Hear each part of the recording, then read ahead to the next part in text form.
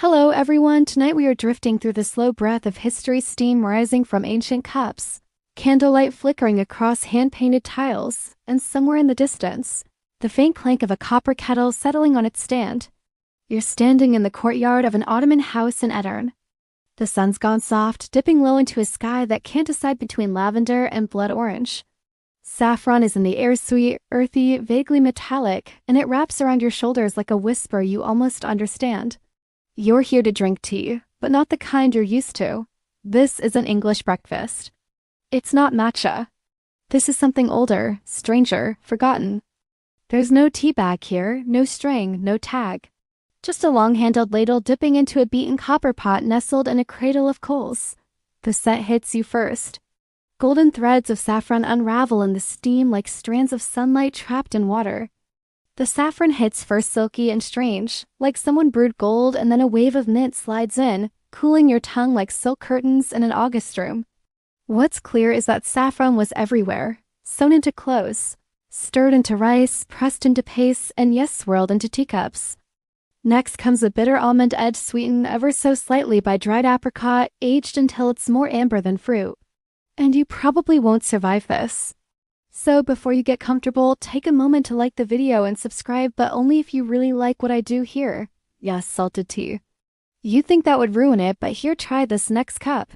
There's a pinch of coarse sea salt in the bottom, and weirdly, it works. It sharpens the sweetness and makes the apricot flavor hum just a little louder.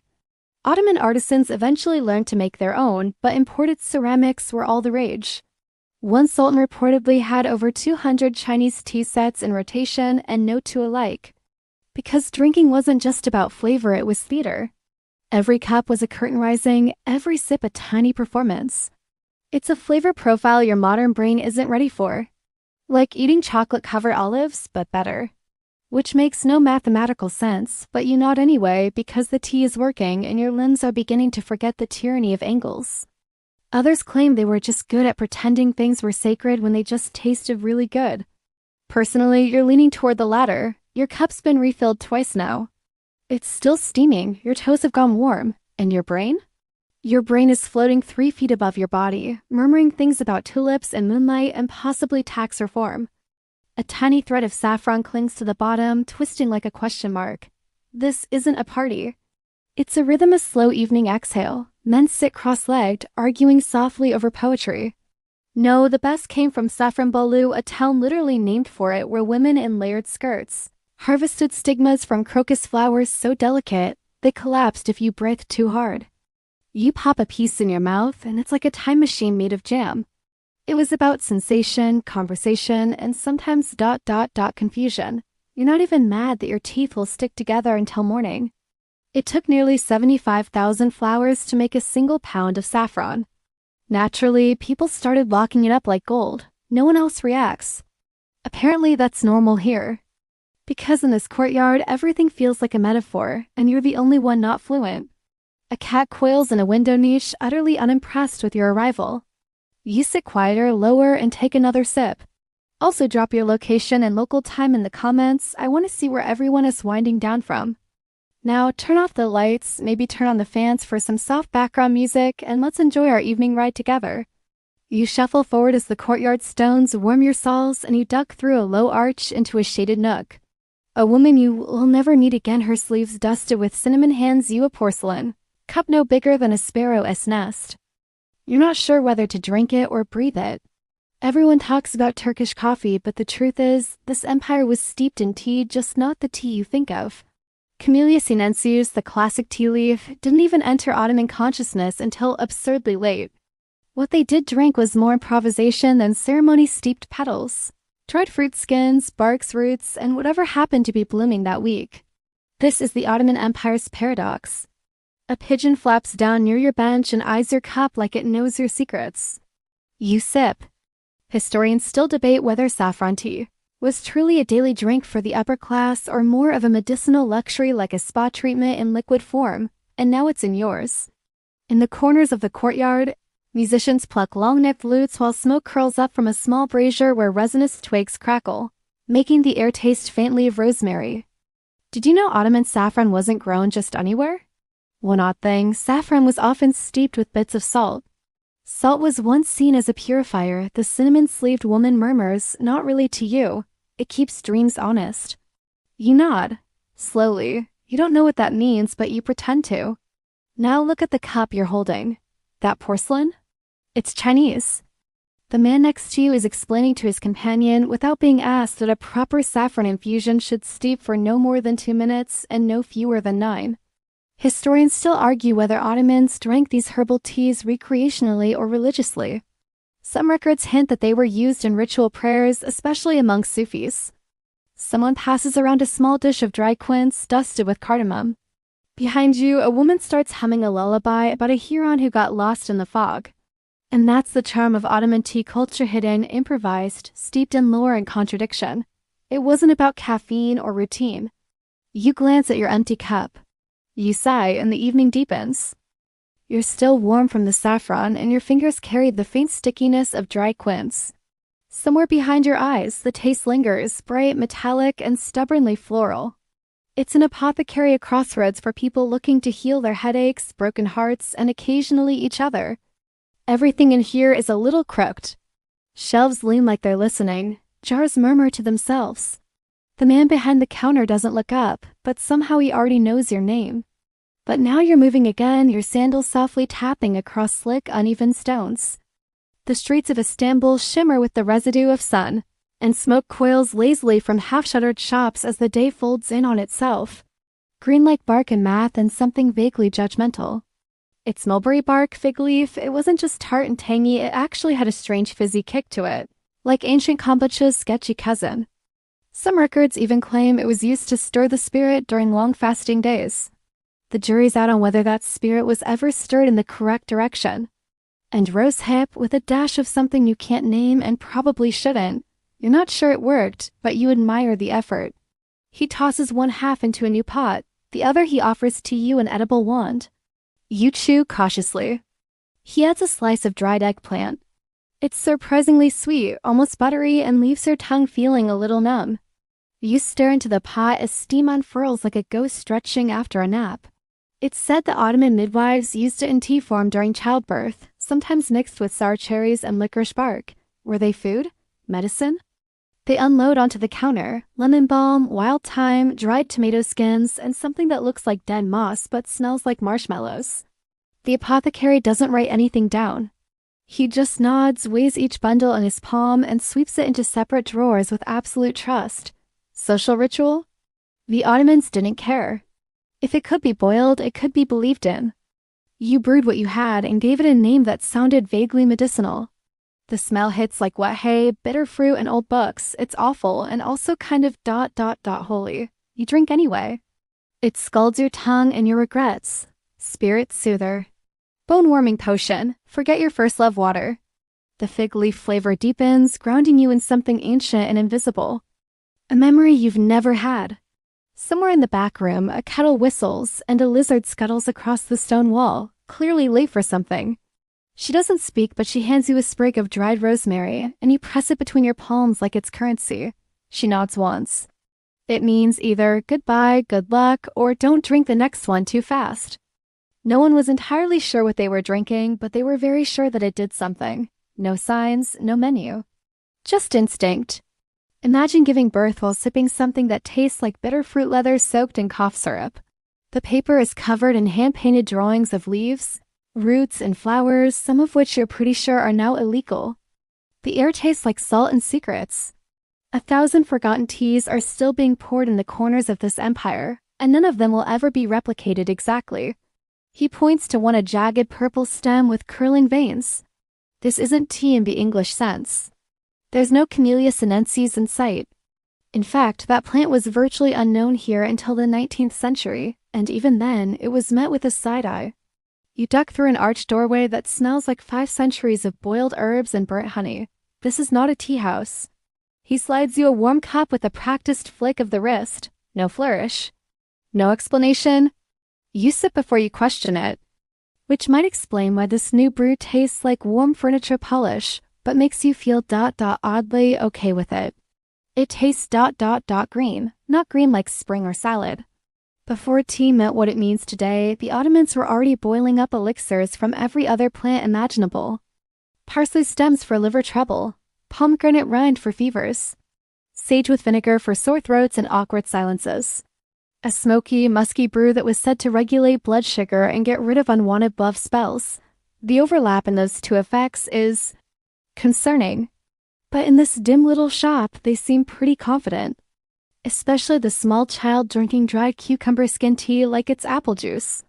He makes eye contact with you and does not blink. You sip harder. This wasn't about flavor, it was about fixing things, or at least pretending to. One popular Ottoman infusion, oddly enough, was made from boiled fig leaves. The result? Historians still debate whether these concoctions were real cures or just elaborate rituals meant to comfort the sick. Here's an oddity for your bedtime brain. Fermented rosehip vinegar tea. The apothecary pulls down a dusty scroll from a high shelf and unfurls it with a reverence normally reserved for holy relics or IKEA instructions. Sivan Persimi, he says, Euro. It was brewed for menstrual cramps, bad dreams, and occasionally to repel unwanted suitors. Speaking of licorice, your host pulls out a slender stick and cracks it clean in two. Now comes the kicker. Yes, eggplant. Apparently, dried eggplant was used in teas for lung ailments and also for mood swings. Ottoman herbal teas didn't follow rules so much as moods. Historians still puzzle over the classification of these brews. Your apothecary friend ladles the concoction into a ceramic bowl, this time no handle, just the pure weight of clay against your palm. A soft bell tinkles from somewhere behind you, and a group of women in dark cloaks float in, laughing low and carrying bundles of dried herbs. That's the thing about this place. You sip again. You lean back on a crooked stool. You don't know the name of the woman seated beside you. Your fingers are sticky again.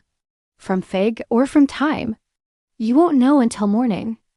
You follow the scent of apple peels and cardamom down a narrow, carpeted hallway where sunlight diffuses through thick silk drapes, coloring the air in shades of peach and gold. The floors creak not loudly, just enough to remind you you're not supposed to be here. But you keep walking because the scent is stronger now and your curiosity is very bad at reading social cues. Ahead, laughter light, layered unmistakably feminine rolls toward you like mist over warm tiles. One of them is smashing dried cinnamon bark with the side of a ladle like it owes her money. Another is expertly peeling green apples, their curls falling into a bowl like ribbons, while a third tends a tiny fire heating what looks like rose petals and dried orange zest. You pause at a doorway partially hidden behind a carved cedar screen. Behind it, the harem kitchens. No guards, just the subtle crackle of a brazier and the gurgle of a clay pot. You peek in, they're not what you expect. No silks, no peacock feathers, no languid poetry readings. These women are busy. Sleeves rolled, hair up, faces flushed. Then she takes a small mirror and starts dabbing the mixture onto her cheeks. It brings color, she says, tapping her cheeks. Also cures headaches. Also makes your husband think you're 17 again, maybe? You stare. Let's be honest, made up half their notes while drinking. What's clear is that within these private kitchens, the women concubines, consorts, daughters, and servants created their own rituals. Tea was part of it. She glances around before adding a whole clove and what might be a fingernail-sized chunk of opium bark. You don't ask. She sees you noticing, shrugs and mutters, for when you don't want to think anymore. You step in quietly and no one yells at you, which you're taking as permission. It involved beetroot, dried cherries, tamarind skin, and sometimes a single petal of red poppy. The result? A tea so bright it looked like it was blushing. Said to be good for blood circulation, and flirtation. She hands you a small cup glazed porcelain, pale blue, chipped just enough to have character. She sees you watching, shrugs, and says, for fertility.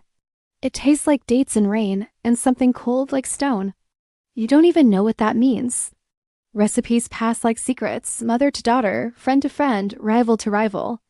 Others insist they were powerful political actors behind a veil. You sip your tea and think probably both. You glance out the narrow window.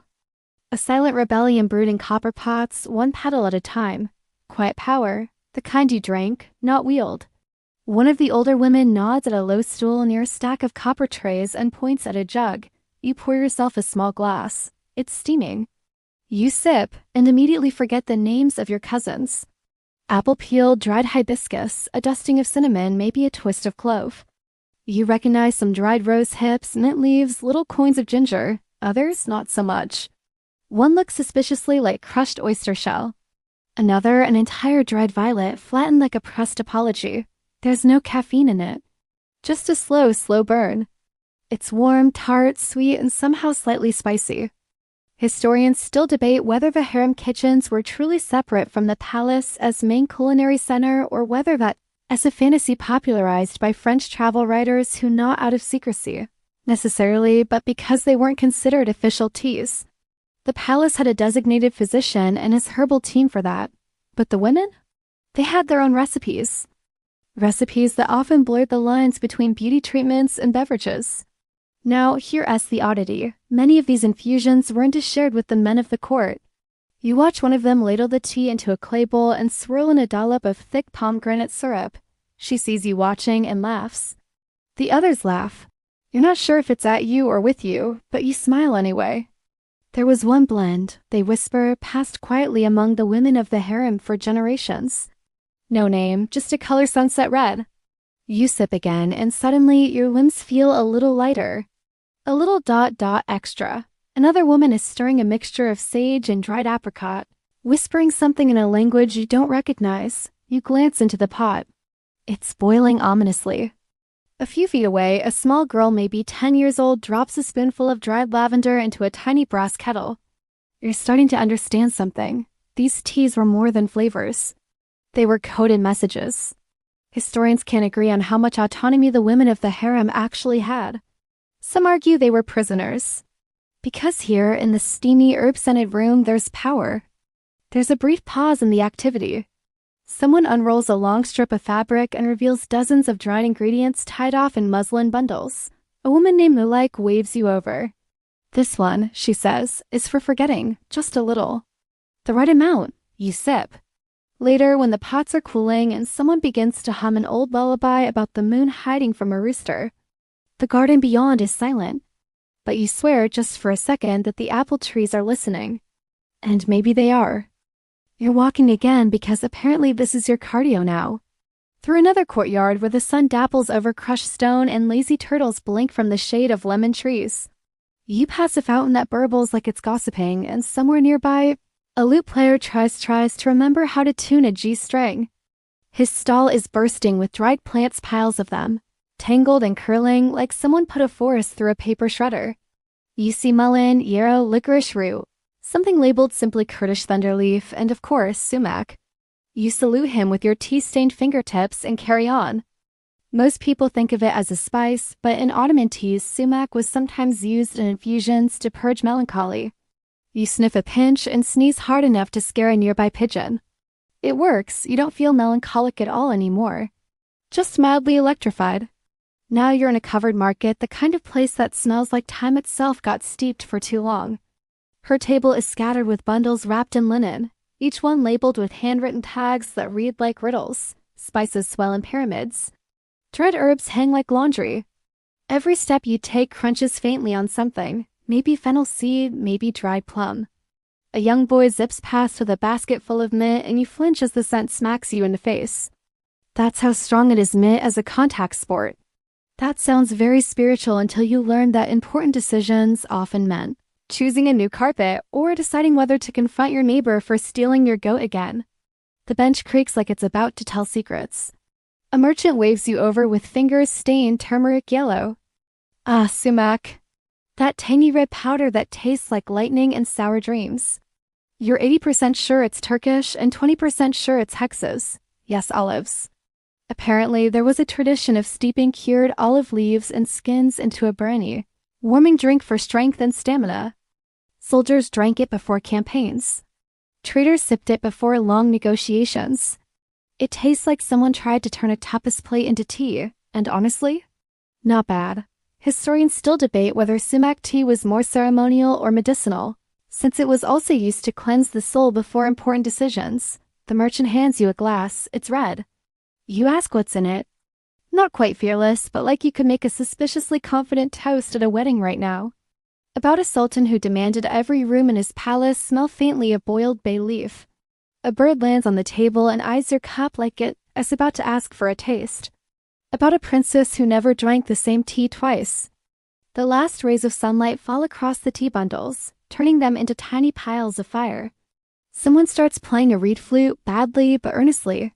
Every tale is a little exaggerated and every one is probably true, like a tea first aid kit. Some included saffron, dried fig leaf, and dried egg yolk powder. Yeah, you heard me, egg yolk, in tea. Think of it as a very ambitious broth. Deep, jewel red, like if garnets were drinkable. You sip. It hits your tongue like a dare tart, sharp with a trace of something earthy underneath. He says it's a blend of dried sumac, basil seeds, and powdered rose petals. It was once used, he claims, by traveling judges before court sessions. You glance at yours. Slight twitch, probably just excitement. Or the sumac. The air is cooling, but the heat from your last cup still buzzes under your ribs.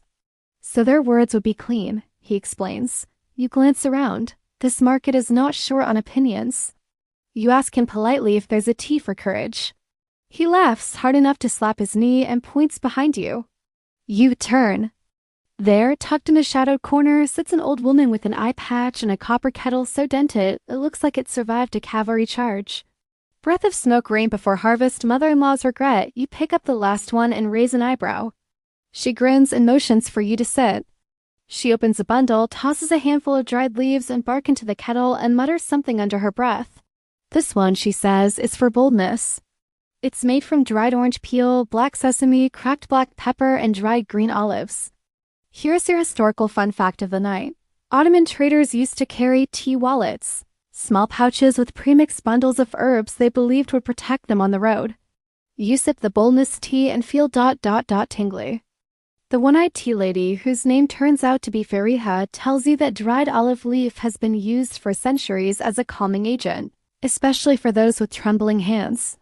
She hands you another blend, this one labeled simply, for ending conversations gracefully. It smells like burnt mint and overcooked barley. She shrugs. Don't worry, you'll stop talking soon. You don't drink it. As the market hums behind you, she starts telling stories. About janissaries who brewed poppy seed tea before battle. You sip more of the olive pepper blend. The warmth crawls up your throat like a slow grin. You tell it no, you're not that bold yet. The market begins to dim with the evening. Vendors pull down their canopies. Fariha stands, stretches, and hands you a final package. It's unlabeled. You ask what it's for. She says, you'll know when you need it. And with that, she vanishes behind a curtain, kettle in hand. Your pockets are heavier. You smell like pepper and fruit skins. You walk on down an alley that hums with the warmth of unseen stories, and your fingers curl gently around the soft linen of the unlabeled tea. The alley you're following turns without warning sharp left. Sharper still, and just when you think you've doubled back to the market, you stumble into something new. A courtyard shaped like a teacup itself. Stone benches curve inward, shaded by grapevines twisted thick as ship ropes. Light trickles in through the canopy in little gold coins. You're not alone. Two old men sit at a marble table, facing each other in complete silence, save for the tapping of one spoon against his glass. Tiny spoon, tiny glass. But you can hear that tap like it's echoing through a cathedral. You pause. He doesn't speak, just nods once, like a secret handshake. Not burnt, but reminiscent of fire, campfire, wet wood, memory. You sit. They don't look at you, but one of them, the taller one with eyebrows like eagle wings, pushes a third glass your way. The tea is dark, inky, not Turkish coffee dark, but deeper than anything you've sipped so far. It smells ... smoky. You taste it. And oh, that's different. There's something under the smokiness, molasses maybe? Or the dried sap of something bitter. Good for grounding, he says. Also excellent for constipation. The tall man glares at him. Too much information, he mutters. The tall man breaks the silence with a single word. You blink. The men ignore it. The spoon tapping resumes. Kair otu. You nod, pretending to understand, and immediately sneeze. You're beginning to feel the rhythm now. Every tea in the Ottoman world had its own time, place, and reason. Some lifted. Some stilled. This one? This was for remembering. Inside, blackened leaves that crumble at the slightest touch. This one's special, Veli says. From Mount Ida, only grows at the top. picked under moonlight. Or so the seller claimed. And not just any tea. Burnt sage and saltbrush, very dry, very bitter. He said it made him sharp. Said water made the brain floaty. He wiggles his fingers mockingly. Floaty. Not vintage old, dirt under your fingernails old. The second man, squatter and smirking, clarifies in a gravelly voice, meadow herb. Burned first, then boiled, then prayed over. He shrugs, optional. The taste sits heavy but not unpleasant. It's grounding like drinking a weighted blanket. Some say it came from nomadic tribes who burn local herbs to keep snakes away, then realized the smoke-scented leaves made excellent infusions. This one's from the Euphrates, he says proudly. Every time I drink with it, I remember my father's voice. It's not tea time for that just yet. Others trace it to dervish rituals where drinking the smoke-infused tea was part of meditative trance ceremonies. I use a pebble from my ex-wife's garden. Works better. Yes, actual rocks. Not for flavor, but for memory. The idea was that a stone from a specific river or place would lend the brew its story. Maybe initials, maybe prayers. Maybe just the passage of time captured in scratches. Romantic, right? Or possibly just geology cosplay. This one is for when you want to stop chasing answers, he says. Drink it when you're tired of why. Historians still debate the origins of the smoked meadow teas. But either way, this blend feels old. The grapevines above are catching the light like stained glass. A child runs past the entrance to the courtyard, trailing a kite made from newspaper and string. It flips, dives, and briefly catches on the grapevines. The air is heavier. So are your thoughts? The men don't flinch. The spoon keeps tapping. Not awful, just ... significant, like someone turned melancholy into steam. You only sip half a glass. The squat man tells you that this particular tea includes dried thistle blossoms, salted fig leaf, and crushed wild marjoram. You sip again, this time more slowly, and the courtyard seems to settle with you. Nearby, a parrot shrieks the call to prayer. There's a story here. Inside, something light, dried. The tall one, whose name turns out to be Valley, finally breaks into it. There was a general, he begins, who refused to drink water before battles, only tea. You ask what happened to him. He died choking on a cinnamon stick, the squat man says flatly. Irony, you all sip in silence. Then they show you a small ceramic jar wrapped in leather string. You ask what it's for. The squat man says, regret. You ask again. For releasing it, he clarifies. Or for making peace with it, depends on your tolerance. The smell is pungent. But you feel something loosen. Not dramatically, just slightly, like a shoelace finally giving in after a long day. Regret? Maybe, or indigestion. Either way, it works. The sun's tilting lower now. Here's your odd fact for this round. Some Ottoman teas were intentionally steeped with tiny stones. Veli produces a stone the size of a plum pit from his coat pocket. The squat man grunts. You wonder what stone you'd choose. Something smooth and forgettable, or sharp and jagged but meaningful. You tuck that thought away. You notice now that their table has carvings not decorative, but etched by hand. Little lines and symbols layered and worn. The squat man pours the last of the smoked tea into your glass. You sip it slowly. The sky overhead shifts from gold to bruised lavender. Birds gather on the edges of the roof. You ask them softly what the first tea they ever drank was. They look at each other. Veli says, my mother's cherry pit and clove mix. Boiled until the house smelled like Christmas. The squat man says, mint and vinegar, my uncle's idea, we were poor. It was. Character building. You don't ask for seconds. The bench under you cools as dusk settles in. Somewhere a door creaks open and someone calls for dinner, but no one moves. The tea has done its job. You rise finally and thank them. They nod, one after the other. You'll need this next, Veli says, and hands you a tightly wrapped cloth packet slightly warm from his coat pocket. For sleeping, he says, but not now, you pocket it. And as you step out of the courtyard, the sound of that tiny spoon tapping fades behind you like a heartbeat slipping into dream. The next part of your journey is quieter, softer, like someone turned the volume knob down on the world. You're walking alongside a long, low aqueduct now, the kind that hums with water even when you can't see it. The stones are slick with moss, and the smell of wet mineral rises up with each step fresh, but old. Deep old, like basement walls of a palace old. She glances back every few paces to make sure you're keeping up. You don't know where you're going, but you trust her more than you probably should. You follow a cat. Because of course there's a cat. It is not a grand entrance, more like a side door someone forgot existed, but the scent of warm citrus on the far end. A woman is slowly stirring a pot the size of a baby bathtub. It bubbles gently, not boiling. She's humming something tuneless. You feel instantly like you've stepped into someone's memory. And honey drifts through it, and, well, that's enough to pull you in. She's white, one ear nicked, tail curled like a question mark. Eventually, she leads you to a doorway hidden behind ivy and jasmine. The room is dark, candlelit. The walls are curved like you're inside a giant clay oven. Take your shoes off, she says, not turning. You do. It's amber, opaque, almost syrupy. The aroma is clover-heavy with an undertow of something sharper bitter orange peel, maybe.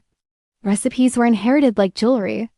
Some even came with superstitions: never stir counterclockwise, only drink during waning moons, never spill a drop on the threshold. Some historians argue they were simply medicinal teas with social myths tacked on. Others say the gatherings were semi-spiritual, a way to access dreams while still technically awake. Or rue. And just a dusting of wild celery seed, not the stalk, but the bitter, whisper-thin leaves. The effect is ... slow, not heavy, but easing. Like untying emotional shoelaces you didn't know were knotted. Sit there, she adds, motioning to a velvet cushion on the floor. It sighs under you, so do your knees. This is not a tea shop. The walls of the room feel further away now. She says it's made with dried mallow, grated quince skin, and a single strand of saffron, because some nights are worth the expense. She's older than you thought, but only in the way that old books are creased at the corners, full of secrets. Her purr vibrates up your spine like a low cello note. The woman sees this and says simply, she chooses who's ready. She doesn't ask your name. Just says, when you sleep tonight, you'll see the first tea you ever needed. This is a Sobet Evie, place for whispered conversations and shared silences. A listening house. Little fabric triangles filled with dry herbs, each one sewn shut with red thread. One smells like burnt honey and vanilla, another like cold rain. You pick one up, it's labeled for waking gently. Powdered, of course. Not for calcium, but for the idea of anchoring dreams. A small pouch of shell dust might be tied into the tea bag, or even floated directly in the pot. It wasn't common, but it happened. When you're ready to let the morning in, she says. Somewhere between a lounge and a confessional, popular during the 17th century among Ottoman women, scholars, and anyone tired of yelling into the void. Your limbs feel elongated, your thoughts blurrier. Not confused dash, just ... stretched, the way you feel right before a nap you didn't plan. Tonight's blend, she tells you, is one passed down through her great-grandmother. A sleep tea, but also ... a truth tea. You resist the urge to say, same thing. She dips a long-handled ladle into the copper pot and pours it into a tulip-shaped glass. There's a note of rose, but less perfume-y, more like the memory of someone walking past with a rose tucked behind their ear. So they only remember the parts worth keeping, she adds with a wink. The cat is gone. The cushions are warm under your knees. She says it's called Sarhos Reyes Drunk Dream. You sip. Slowly, you taste honey, dried apricot, wild fennel, and something earthy grounding, like crushed acorns. You want to ask, but the room quiets you. It's warm but not hot. Sweet at first, then mildly sour, like the tea's changing its mind mid-sip. Here's your historical moment. Ottoman households often created their own private tea blends, not for sale, not for guests, just for family use. This particular recipe, the woman says, includes toasted carrot pods, dried hawthorn flowers.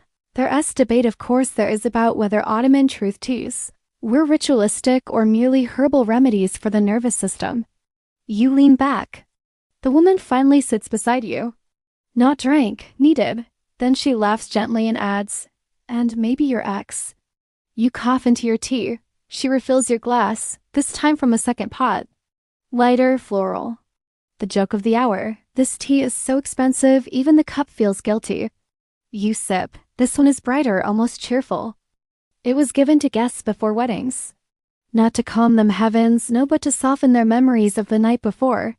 Somewhere in the room, the cat reappears and curls around your ankle. You try not to overthink it. Another odd detail from the tea annals, Ottoman night teas sometimes included crushed seashells. The woman opens a small drawer beneath the table and shows you her own dream pouches. She tucks it into your pocket like a favor. The second pot is empty now. She blows out one candle. The room dims. Then another and another. Each extinguished flame feels like a chapter ending, a page turned with your fingers still wet from tea. Finally, in the darkness, she whispers, "Don't be afraid if you hear music tonight. It means the herbs are working." You blink. You don't remember leaving, but suddenly you're back outside. The sky's darker now, the stars less shy. In your pocket, a sachet of crushed herbs and shell dust. You hold it close to your chest, and for the first time all evening you realize you're actually sleepy, not tired. Not drained, sleepy. It's a good feeling. The stars blink overhead like they've just been told a joke, and you walk with that loose-legged drift of someone who's had too much tea and not enough gravity. The path beneath you is uneven now, cobbled and worn down from centuries of sandals and secret rendezvous. Somewhere nearby, a water wheel creaks lazily, like it's half listening to a story it's already heard. You follow it. Ahead, soft music. No sign, no lantern, just the scent of spice and sweet smoke. Not loud, more like a hung cop between buildings. This next stop is hidden behind a row of shuttered storefronts, where an archway curls into the wall like a parenthesis. You duck through. Inside, pillows. So many pillows. Floor to ceiling in reds and purples and golds. It smells ... nutty? No woodsy? Like roasted pine nuts with something sharp underneath. He pours it into shallow cups without handles. You blow gently and sip. The room smells like cinnamon, cardamom, and maybe old stories that don't want to be forgotten. A man waves you in. He's wearing a vest 2 sizes too large and has a beard that could win awards. No words, just gestures. You sip. Tonight he's brewing kakaha keiki, which translates to laughter tea. Yes, really. It's not funny at first, he says in a voice that belongs on a midnight jazz radio station. But it gets there. You raise an eyebrow. Bergamot maybe? And black pepper? It hits the back of your throat like a whisper followed by a smirk. He smiles like he knows what you're thinking. It was believed certain spices activated humor organs. Historians still debate whether this was placebo, peer pressure, or actual physiology, like yawning but sideways. Laughter by osmosis. He pulls a small clay pot from the coals, uncorks it, and lets the steam rise. Okay, that single quotes S... different, warm, bright. There's ginger, definitely. Something citrusy, but not lemon. He drops one into your tea. That, he says, is kilgamanek, wild violet. Grows only under fig trees. Smells like regret, but tastes like mischief.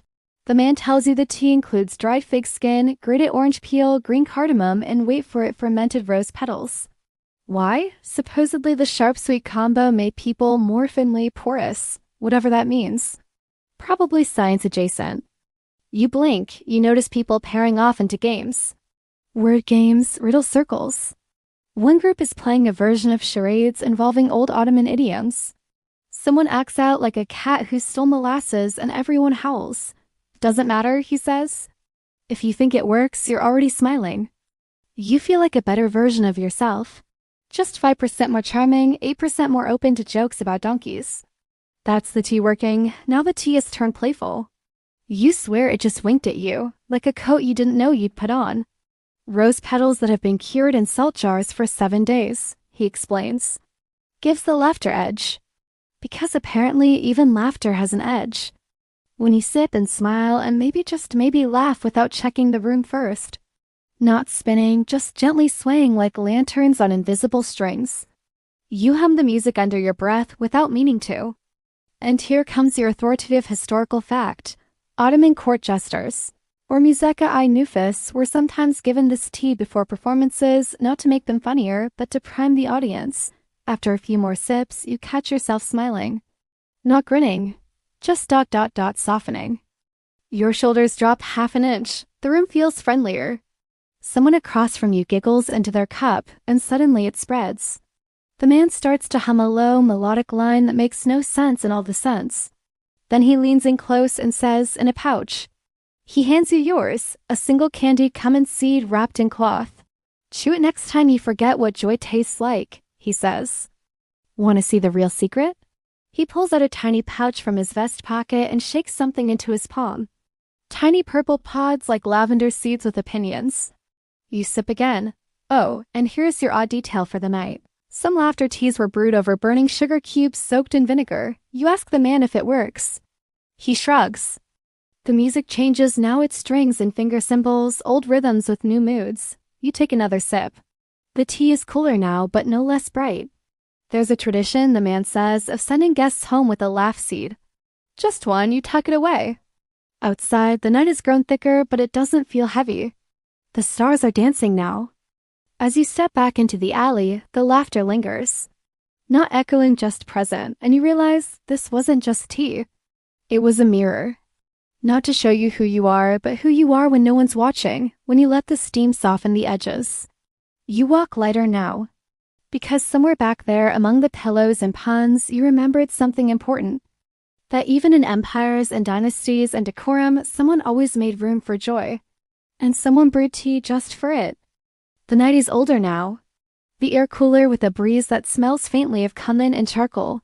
Somewhere in the distance, a lute plays a scale so slowly you are not sure if it is music or the sky exhaling. You walk with the quiet confidence of someone who's had excellent tea and a small existential epiphany. The stones beneath your feet are warm in places, probably still holding onto the heat of the sun.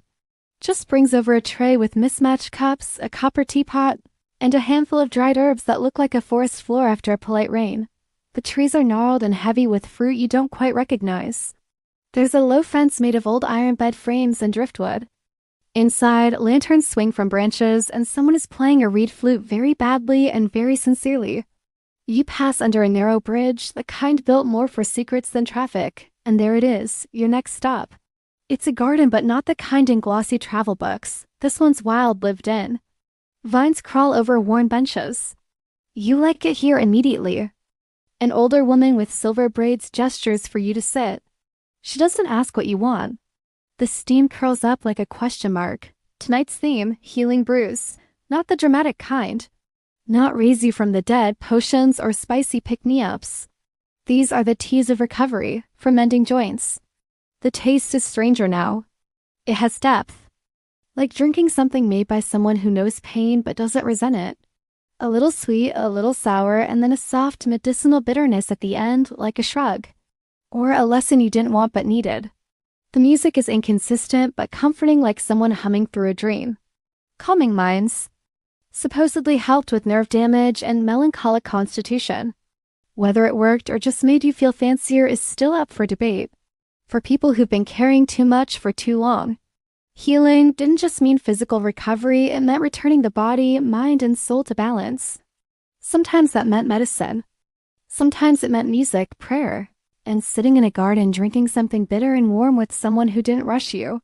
Not fixing grief, just sanding down its sharpest corners. Just shrugs, nothing works for guilt.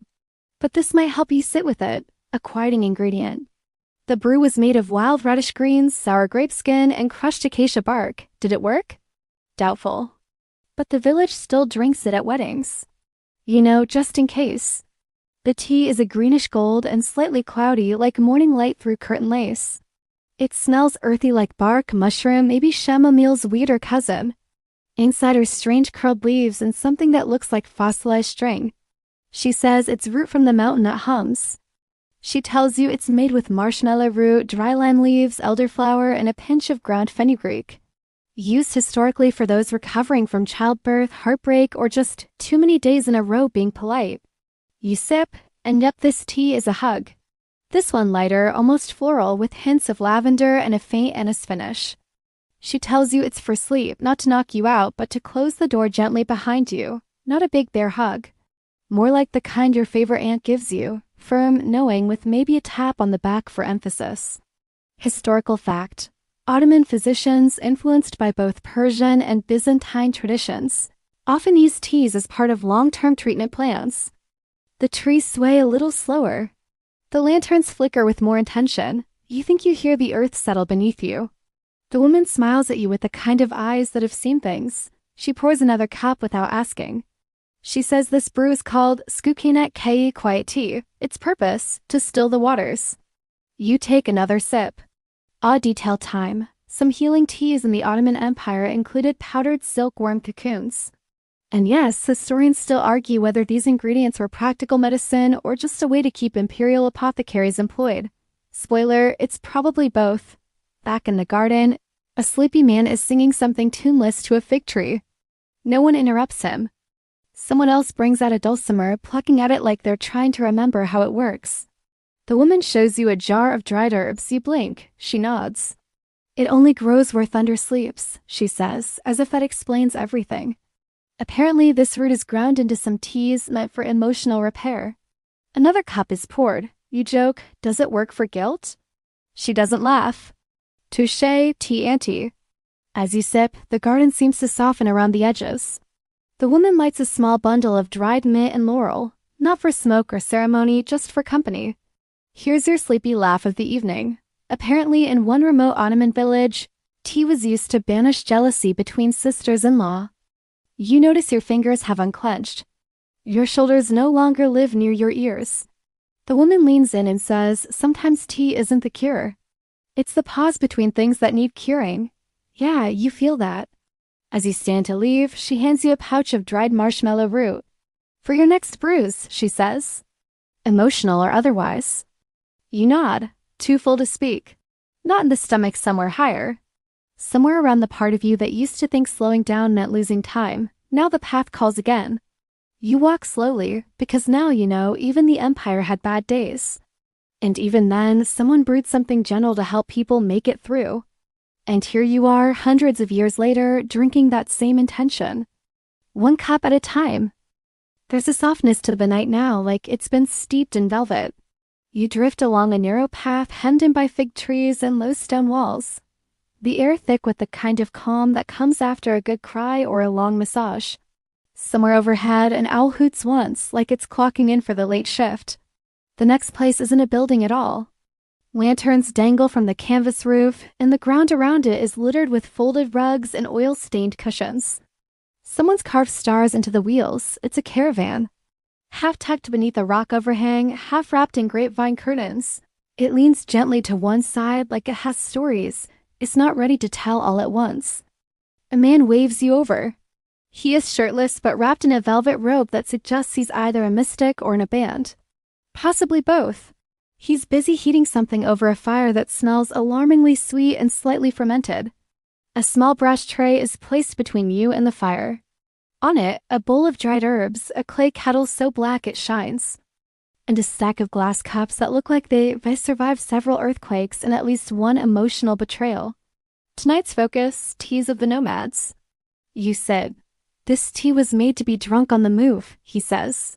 Some say it began as a Persian mountain drink. Others argue it was born on the banks of the Euphrates, under a sky full of goat bells. Between places. Between people. And a generous sprinkle of something bright yellow, maybe crushed safflower or wild marigold.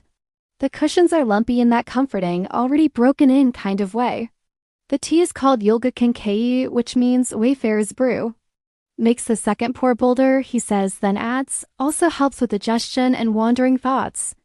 You can't make out all the ingredients, but you see shavings of licorice root, slivers of dried quince, sprigs of wild thyme. The man pours without speaking. Nomads don't call it that. They call it excess horizon. Too much ahead, not enough underfoot. Not just for hydration or warmth. The tea was their portable hearth. He tells you the tea pairs best with food that doesn't complain when you drop it. Trail food, survivor snacks. A little slice of ritual to anchor them in motion. So after brewing, they'd save a few leaves in cloth pouches and nibble on them during long rides. Taste therapy, 16th century style. There's heat from the thyme, a stickiness from the quince, and a grounding base of fennel that makes you feel like you just inhaled history, not in a dusty way. More like ... you've sipped on someone else's memory. It's hot, sharper than anything you've had tonight. No recipe, just shared instinct. Whatever they brewed, they drank together, equal parts bonding and chemistry experiment. Sometimes it was awful, sometimes it changed your whole week. For when the road is long and your mood is thin, it doesn't just warm you, it convinces you to keep going. A kind of liquid perseverance. Across histories, across someone else's kitchen. Every sip you take is a step forward into a world that used to be. He finally speaks. It was originally carried in satchels by Uruk nomads, Turkic pastoralists who moved seasonally across Anatolia. Like the ghost of a campfire still clinging to your taste buds. Put it near your pillow tonight, he says. It keeps dreams from wandering too far. Historians still debate whether this blend predated the empire itself or whether it adapted over centuries through trade and necessity. Not unfamiliar, just deeper. Like you've earned a better view. Wherever you boil the water, that's your center. Either way, it was never just tea. You drink again. This time slower. People in motion. People with no palace or title, just a pot, a fire, and something warm to share. It grows on you like a friendship with someone who doesn't text back quickly but always shows up when it matters. The man adds a stick of dried rhubarb root to the kettle. You smirk. You mean anxiety? He winks, fair. You watch as he prepares a snack, slices of old cheese, walnut paste, and something sticking made from boiled mulberries. Odd detail for the evening? Some Ottoman travelers believed that chewing on cold tea leaves could prevent homesickness. Your cup is refilled. This time, he adds something extra powdered roasted lentils. You raise an eyebrow. He nods. Adds weight. It works. Now the tea has a pulse. He tells you about tea fires, old rituals among moving tribes, where families would gather at night and everyone contributed an herb, a root, or even a dried flower. You imagine that, a circle of people under stars, tossing flavors into a pot like wishes into a well. And somewhere along that memory lane, you realize something. This tea was made for transitions. For leaving things behind, for crossing thresholds. For the strange ache of missing a home that doesn't exist anymore. And tonight, you're the traveler. Even if you're not moving through valleys and ridges, you're traveling through memories and moods. You finish the last of your cup. It's cooler now, earthier. The man hands you a tiny cloth pouch. Inside, he says, is traveler's root, a dry knot of herb used by nomads to scent their blankets. You thank him, and as you rise, he adds, next time you don't know where you are, make tea. You step out of the caravan and back into the night. The stars look different now. And your feet? Still moving. Because now you know every empire had wanderers. And they mattered. Because even in an empire, someone had to remember the road. A little breeze tugs at your sleeve like a curious child, reminding you the path goes on. You pull your robe or hoodie or time-traveling cloak, whatever you're wearing, tighter around your shoulders and keep walking. The gravel crunches softly beneath your feet, each step sounding a little more like a heartbeat than the last. And then you smell it. There's a flicker of firelight ahead, and as you round the bend, you find yourself outside what can only be described as a portable spice bazaar wrapped in a tea tent. Not just tea this time, smoke, sweet and sticky like burning figs. Charcoal kissed with spice. The air is richer here, heavier with history. Sparks rise and vanish like fireflies. He doesn't look up, he just waves you in with 2 fingers and a shrug that says, sit or don't. Hard to say, the tea's happening either way. Part kitchen, part stage, part ritual altar. You missed the beginning, but it doesn't matter. You're here for the performance. But so the bitterness knows it's not in charge. In the center, a tall man in a saffron tunic stirring something viscous over an open brazier. This is the domain of ceremonial teas tonight's special, the symbolic, theatrical, and sometimes outright mystical brews of the Ottoman world. You take a seat on a rug that might have outlived 3 dynasties, and he finally looks at you with eyes that could have seen 1,000 sunrise or just pulled an all-nighter with a poetry book and 3 cats. Sometimes it was a spiritual preamble, an offering. A way to mark transitions, welcome guests, settle arguments, or even frame a marriage proposal. And this particular tea? It was often used in Sufi gatherings where dervishes spun and the tea spun too, passed in a circle like a prayer you could sip. This one's brewed slow with actual roasted pomegranate skins, dried hibiscus, rose hips, and a crushed clove for every guest present. You take a small sip, and yep, there it is. A tart punch to the tongue followed by a strange floral echo, like someone whispering, remember me across time. Which tonight includes you, a sleepy cat, and a woman silently weaving a belt in the corner. The tea is already in process. This is Narkay pomegranate tea, but not the kind you get at tourist cafes with laminated menus. You watch as he adds a small nugget of raw sugar wrapped in gold leaf, not for sweetness, he says. This tea doesn't soothe. It stirs, it's ceremonial because it demands presence. You cannot rush it. Whether that's poetic metaphor or just the effect of tart acids hitting your bloodstream is anyone's guess. You picture two people sitting across from each other, not speaking, just sipping this and remembering why they chose to be annoyed together for the rest of their lives. Some symbolic. Like Four Winds tea, a blend brewed only at the birth of a first child, made from herbs gathered in each of the cardinal directions. One root for strength, one flower for joy, one leaf for protection, and one thorn for humility. Kept alive in the way only grandmothers can through repetition, love, and mild guilt. Historians still debate whether this practice was spiritual, medicinal, or just another excuse to drink something pretty with friends who smell like oud and opinions. You cannot gulp it down during a meeting while scrolling your phone and silently judging someone's Instagram food choices. We didn't need coins for these ceremonies, he says. The idea being the cup holds the taste of reunion. Just leaves, water, and someone willing to pour. A pause, then the pour. It's almost theatrical, held high, slow-motion waterfall into delicate tulip-shaped glasses. The tea hits the cup with a sound that feels suspiciously like applause. He says this one is served during post-marriage reconciliation rituals.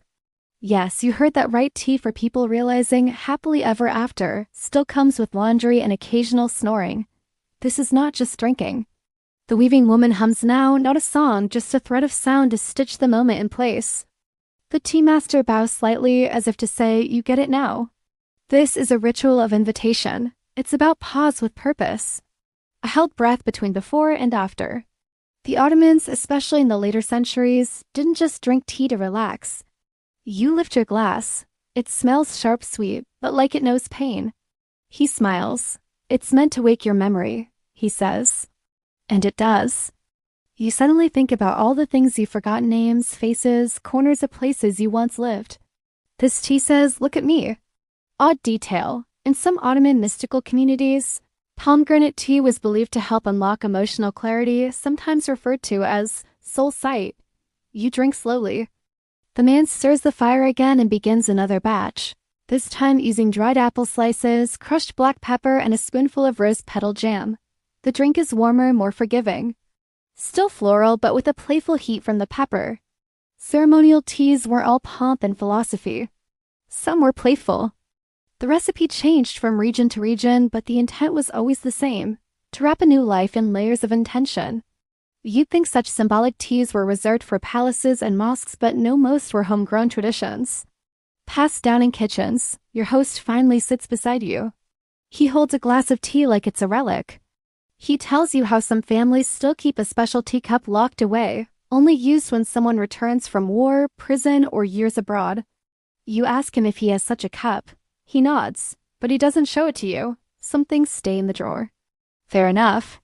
The cat curls up beside you, purring with the contentment of someone who's never paid rent and never will. You're tempted to take a picture, but your phone feels wrong in your hand, like pointing a flashlight at a star. So instead, you close your eyes and memorize the smell. You sip the last of the ceremonial brew and realize something. In a world that moves too fast and thinks too little, a ceremonial tea isn't about flavor. You stand, your knees crack like applause. And maybe you do. Because even empire's big, loud, armored things still needed their quiet ceremonies. Still needed to sit down and ask each other, are you here? Are you ready? Let's begin. You're not sure when the path narrowed into a shadow, but now it barely exists, just a suggestion of dirt between two sleeping trees. Crickets trill like a lo-fi playlist set to repeat, and your footsteps are softer, like the earth itself has started padding your journey. A breeze sighs through the branches above, carrying the faintest whiff of citrus and dust. Then, in the distance, the sound of laughter. Not the kind that bursts out loud and dies quickly, but the slow bubbling kind, the kind that comes from familiarity and fermented stories. You follow it until you reach a courtyard lit by amber lanterns and wrapped in ivy. There's music playing somewhere, something stringed and sweet, and the people here are cross-legged on cushions around a table the size of a wagon wheel. This isn't a palace or a ritual site. This is a public tea house, the heartbeat of Ottoman leisure. The smell hits you first sharp, herbal, a little defiant. She's got a playing card tucked behind one ear and fingers stained with something purple, probably mulberries or revolution. You ease into the circle and someone hands you a cup before you've even said a word. Especially among the older. Generation of men and women who believed it cleared the head and soothed the liver, possibly the same liver you just punished last week at your cousin's wedding. Tonight's specialty, Keka K wild thyme tea served hot, in shallow glass bowls that look like they were made for tiny goldfish or very stylish soup. This one's for arguments, says the woman next to you with a grin. Wild thyme was popular in Ottoman tea houses back when traders, poets, and musicians would stop here for a glass before moving on or before deciding not to move on at all. One person pours, the other sips. The thyme cuts through everything, lingering tension in your jaw, the taste of old questions, maybe even a little of last Tuesday's bad decision to text your ex at 1 a.m. They rebuilt it using salvaged bricks from a nearby bathhouse and named it Galce Daraki, the shadow stop. The lyrics float past in Turkish and something older, maybe Armenian or Ladino. This place has seen languages come and go like visiting relatives.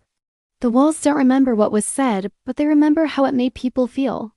A place to rest where time and light softened. If you both sip at the same time, it means someone is hiding something. Historians still debate whether this tradition began with soldiers or school teachers, but either way it stuck. Back and forth. Like it's a sport, like it's communication. But they all came back the next night to do it again. But here's the odd twist. This tea isn't meant to be drunk alone. You glance around. Meant to sharpen your words without souring your heart. It was a favorite among scribes, poets, and nervous in-laws. Every pair at the table is sharing a bowl. Apparently, in some towns, there was an entire etiquette built around this. Whoever pours first is offering peace. Whoever sips first is acknowledging a shared story. You and your tea partner sit at different times. The night folds in around you like a velvet jacket, soft at the shoulders, heavy at the hem. You finish your tea just as a fresh pot arrives, this time with thyme, crushed coriander seed, and a bit of dried fig. In certain Ottoman towns, if someone was banned from a tea house for poor behavior, say, gambling debts or excessively loud nose blowing, they could only re-enter by offering a new blend. A tea the owner had never tasted. Redemption by flavor. You had to earn your spot back in the circle through innovation and leaves. Good start. She tells you this tea house has existed in some form or another since the mid-1600s. The original structure, she says, was made of stone and elmwood and collapsed during a rainstorm in 1812. You sip again. It's that good. Always with someone who pours first. Across the courtyard, an old man begins to sing, not loudly. Just a thread of melody, like he's tuning the evening. Your tea partner says some nights, debates would break out over the tea itself, loose leaf or powdered, boil first or steep slow, 10 alone or 10 with mint and orange peel. People once spent an entire evening arguing over whether thyme should be chopped or crushed. No one agreed.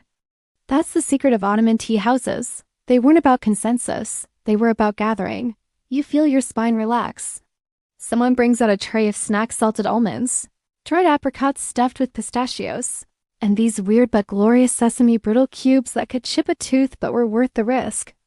They say a good tea house gives you two things, something to think about and something to snack on. This place is doing both. Odd detail of the night? Kind of brilliant, really. Your neighbor tells you about hazelwood hay preparation tea, a common pre-meeting brew made of thyme, bay leaf, and dried lemon zest. You ask what happens if you drink it with the wrong person. She shrugs. Then it sharpens your exit. Someone starts playing a lute now and the circle grows quieter. A new guest pours. You sip second, balanced. Across centuries, across empires, someone sat exactly where you are, maybe wearing different clothes, maybe worrying about different things, but they too drank wild thyme and listened to music under lanterns that hummed like bees. This is not nostalgia. This is continuity. And as the stars slide a little lower in the sky, as the air cools and your limbs grow heavy, you realize there was always a tea house waiting for you, somewhere, maybe not with time, maybe not with singing, but always with a space, and if you're lucky, someone who remembers your name when you return. The tea house fades behind you like a favorite song finishing mid-note. You think about staying, about asking for one more glass, but something in the air pulls you forward. Not a demand, more like a gentle suggestion, the kind a friend makes when they know you've had just enough rest. You're walking through what feels like a dreamscape, part orchard, part ruin, part open-air market long after closing time. It smells like memory and citrus peels. Your breath fogs slightly now, and the stars above widen like blinking eyes. The path shifts again. Stem becomes sand. Trees become brush. The adults are stacking plates, arguing playfully about whether the stew was too salty, while a grandmother with a braid longer than your attention span is tending to a small soot-streaked teapot nestled in embers. Here, where recipes are whispered, then accidentally shouted, then forgotten and rediscovered every generation or two. You find yourself in a courtyard ringed by low buildings, whitewashed and quiet, and a single dried apricot dropped in like a coin of flavor. The grandmother calls it a ninamin yuiko kei, my grandma's sleep tea. Doors crack just enough to let light escape. A carved fountain murmurs softly in the center. A young boy crouches beside it, rinsing out a copper pot. His hands are stained orange, maybe from turmeric, maybe from mischief. You nod solemnly and wish someone had told you that during college finals or after your fourth breakup. He grins and beckons you inside a nearby room. In fact, some of the most elaborate blends weren't written down at all. They lived inside people, carried by women mostly, taught by doing, taught by watching. And just like that, you're in an Ottoman family kitchen. After all, how do you catalog something so intimate? And she never measured anything with a spoon. It's the hour after dinner. Everyone's barefoot. And they dreamed of you that night. It meant the tea was honest. They don't taste like much, but they add a strange roundness to the tea. Earthy, faintly golden, not bad, just unexpected. Like your grandma getting a tattoo, not tired exactly. Just soft around the edges. Safe. If they dreamed of someone else, well, maybe your cinnamon ratio was off, or maybe fate had other plans. If someone in the house sneezes, the kettle practically boils itself out of habit. This is where family tea traditions live. Not in palaces, not in shops. Not sweet. She tells a story about how her mother used to brew a tea with plum pits and sage every time someone came home from a long trip. A memory not your own, someone singing off-key in the next room. A cat knocking over lentils, the smell of sweat and perfume and roasted chestnuts. To welcome their tired bones, she says. You don't know whether to write that down or cry into your cup. Not bitter. Some Ottoman families had a tea whisperer, usually the eldest daughter whose job it was to read the tea cabinet each morning and decide what the family needed. Too much noise today? Brew lavender and honey. Feeling unlucky? Mix marjoram and sage. The fire dies down and the conversation softens like fabric worn thin. She wasn't psychic exactly, just observant. Possibly caffeinated. Just familiar even if you've never had it before. Tonight's tea is golden saffron brew, a rare but cherished infusion made with saffron threads. Dried orange peel, bay leaf, but because someone needs warmth right now and maybe that someone is you. All of them chasing sleep with a cup in hand and someone to drink it with. He drops them into a clay jar labeled with faded handwriting.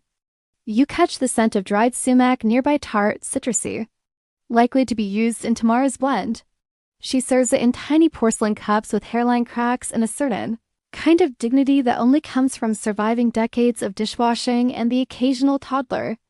The smell is mellow and floral with a resinous sharpness from the bay leaf that makes your eyes sting a little. You sip. And the tea is ... nostalgic. It's like someone made a tea out of the word home. The boy watches you drink and says, "My uncle says this tea is for remembering people who are still alive." That hits harder than expected. Here's your historical moment. Ottoman family teas weren't standardized. While trade routes brought in cinnamon, cloves, nutmeg, and the occasional surprise like dried mango from distant shores, the actual flavor of home was whatever a grandmother decided it was. Odd detail. In certain Anatolian towns, it was believed that if you made sleep tea for someone you loved. Historians still debate whether these domestic tea rituals were more about medicinal intent or emotional bonding. You're handed a second cup. This one is different herbal and slightly smoky, made with dried mulberry leaves, a touch of dried apple, and wait, is that onion peel? Yes, it is. Don't panic. Apparently, onion peel is believed to boost immunity, especially during cold months. A young woman tells you they make this tea every winter. They call it cake UK winter tea. You sit on a cushion near the fire and realize how quiet your body has become. In one corner, an older man is slicing lemon rind into spirals. You're beginning to understand. Ottoman tea was less about one flavor and more about balance. A little bitter with sweet, sharp with soft, heat with rest. This wasn't chemistry. It was emotional equilibrium served warm. The grandmother speaks again slow Turkish mixed with French, because colonialism did weird things to people's vocabularies. You take another sip of the saffron tea, and this time you catch something else. This kitchen, this tea is made of all that. Oddest thing of the night? Your own kitchen back home suddenly feels quiet, not empty, just missing the daily ritual. The joy of boiling water on purpose, not for caffeine, not for survival. You help gather the cups. The boy pretends he's not yawning. As you step outside, a shooting star cuts across the sky quick and casual, as if it's done this 1,000 times for 1,000 tea drinkers. You think about the people who brewed this same blend, mothers, lovers, travelers, dreamers, and now you. Your feet press gently into the earth as you continue walking bare now, by choice or design, you're not sure. The ground is soft, cool, laced with tufts of grass and the occasional fallen petal. The stars overhead feel heavier, like they're leaning in to listen.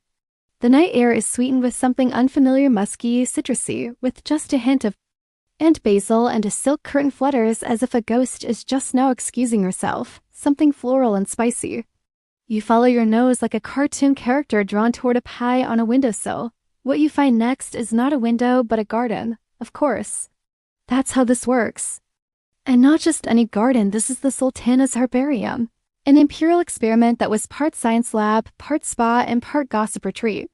It was bergamot, the fragrant citrus whose peel flavored not just tea, but perfumes, ointments, and even letters. Yes, letters. Some noble women would press bergamot leaves into the folds of their personal correspondence, so that a lover's message might arrive already half seductive, half lemony. Each one is filled with something different. Crushed lavender, dried fennel, powdered clove, a whisper of cinnamon bark. She's writing in a notebook with no lines, just an elegant swirl of Ottoman Turkish calligraphy that looks like it could lift off the page and fly away. A sleep formula. For my aunt, too many thoughts in her head lately. And medicinal plants, many of which were collected from across the empire's vast lands. From the Black Sea coast to the deserts of Arabia, seeds and cuttings made their way here, sometimes as tribute, sometimes as contraband, and sometimes hidden in the hems of silk robes. Their health, sanity, and influence depended on it. It's said to slow the pulse and tame the brain, though historians still debate whether it was ever widely used in the palace, or just one of those herbs that looked mysterious enough to justify its presence in every royal garden. The first sip is sharp, citrus-laced, and perfumed, but not cloying. The second is smoother. By the third, you're hooked. She waves you over, offers you a sugar-dusted apricot, and tells you a secret. The Sultana's favorite tea wasn't a floral. It was bitter. She drank a blend of bay leaf, crushed tamarind, and dried lime. Said it reminded her that even queens need to stay sharp. The crickets are louder now, the night deeper. You cradle your cup and stare up at the sky, where the stars look like they're arranging themselves into recipes. A space once tucked into a lesser courtyard of Topkapi Palace, cultivated entirely by royal women and their trusted attendants. The real tea nerds of the empire. To soothe, to seduce, to survive, to thrive. The harem wasn't a cage, it was a greenhouse, and these teas were its language. This was where exotic plants were grown, tested, brewed, and of course shared. A few petals fall into your hair and stay there, quietly stowaways. It is quiet here, sacred, even. A low wind rustles the leaves of lemon balm, the garden smells like something ancient and soft. Like bedtime.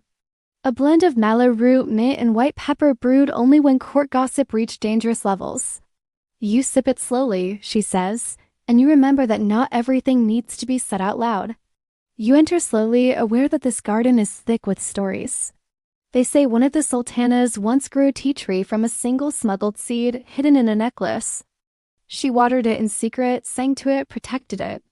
But when she died young, unfortunately, the tree was forgotten. Legend says it still exists somewhere in the palace gardens, refusing to die out of sheer imperial spite. Someone hands you a cup before you ask. And yet you spot markers of eras long past, broken ceramic planters from the 1700s, a rusting water pump imported from Venice, the soft remains of a tiled footpath in Iznik blue. This is a place that grew with the empire, bloomed and wilted alongside it.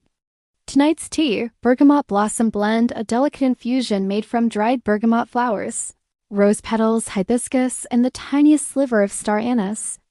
This was the favorite tea of the imperial harem's botanists, a group of highly educated women who despite being mischaracterized in nearly every Western painting and Hollywood adaptation, were researchers, healers, and archivists of scent and soil. Here's your historical fact. The Sultana's garden at Topkapi contained over 300 species of herbs. Oddly enough, the most prized plant wasn't rare. You sip again. There's a woman sitting nearby, probably younger than she seems, arranging tiny jars in a line. You ask what she's working on. She shrugs. She shows you a dried passion flower, pale and curling like it got shy halfway through blooming. What is clear is this: women in the imperial court knew more about plants than most men knew about politics. They had to. One of the other women tells you a story about a tea that silences rumors. You make a mental note to brew that next time you're about to text someone something deeply unwise at 2 a.m. The garden feels timeless. The most haunting detail? You sip again. The bergamot now tastes like it's been waiting centuries for you. There's an older woman resting under a fig tree, fanning herself lazily with a palm leaf. You imagine the scene: an empress seated under moonlight, sipping sour tea with a poker face, listening to whispers, and knowing far more than she let on. There's something powerful about that. You lean back into a velvet cushion someone left near the rosemary shrubs. This tea, this space, isn't just about health, or sleep, or taste. It's about agency. Every woman who stirred a pot here, everyone who sniffed a leaf or tasted a petal was making a choice. Your eyelids grow heavier. As you rise to leave, you brush past a hanging cluster of dried flowers. You take them with you. Because maybe, just maybe, you'll want to make your own bergamot blend someday. And if you do, now you'll know how. The path beneath you is darker now, gravel maybe, or ground that remembers footsteps. You press on, brushing past reeds that whisper in a language too old to translate. Overhead, the stars shift behind wisps of cloud, like stagehands adjusting the set between scenes. You're not cold, but your skin prickles. Something new is coming. There's a low stone building with a domed roof, arched windows glowing from within. Outside, a man with soot-blackened fingers adjusts the height of a brass kettle suspended above a fire. And then light, golden, flickering, almost theatrical. You emerge into what looks like a traveler's rest stop, nestled between two hills.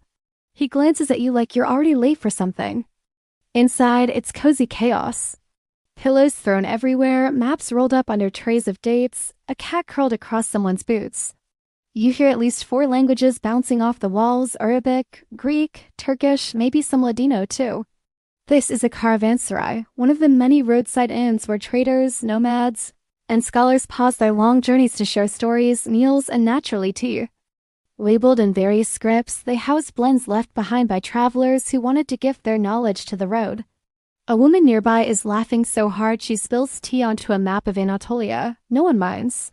Another man, older with a bandaged foot, is adding mint to his cup, muttering something about camel bites and needing luck.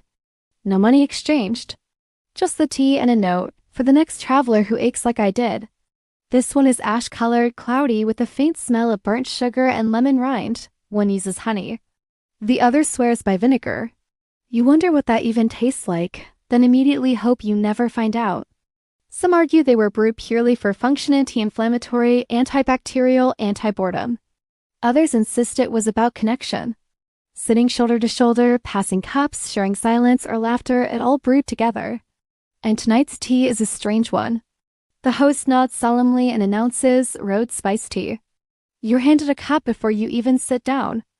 It tastes ... emotional, like the bottom of a good memory. Like something you drink right after almost crying. He never got lost, the man says. And when he died, they found a single dried leaf folded into his boot. They still argue whether it was sage or bay or something rarer, but it does listen to your feet. Maybe it was just good luck. Maybe it was the tea. It burns, but in a way that feels ... encouraging. A child is asleep under a stack of wool blankets, one hand still wrapped around a date. This tea house, this caravanserai, it's a celebration of the middle part of the journey, the sore muscles, the waiting, the shared weather. Like a slap on the back from a friend who means well but still drinks too much coffee. One sip and you're hit with coriander, anise, ginger, and a hint of black pepper, a whisper to the next traveler. A promise that the journey is shared. It wasn't meant to relax you. It was meant to remind you you're alive and there's still desert to cross. This was the tea of movement, a blend designed to keep your blood awake and your joints forgiving. Here's your historical fact. Ottoman caravanserais stretched from the Balkans to Persia, forming a complex and surprisingly efficient hospitality network. They weren't just places to sleep, they were where information moved. You do, and the bitterness softens just enough to let the sweetness in. Kind of like you lately, markets didn't just trade goods. They traded cures, recipes, remedies. A traveling apothecary might teach a local cook how to spice tea for digestion, while a nomad might share a trick for storing herbs during long rides. Odd detail? Some caravanserais kept tea libraries, not books, but jars. The room is warm and chatty.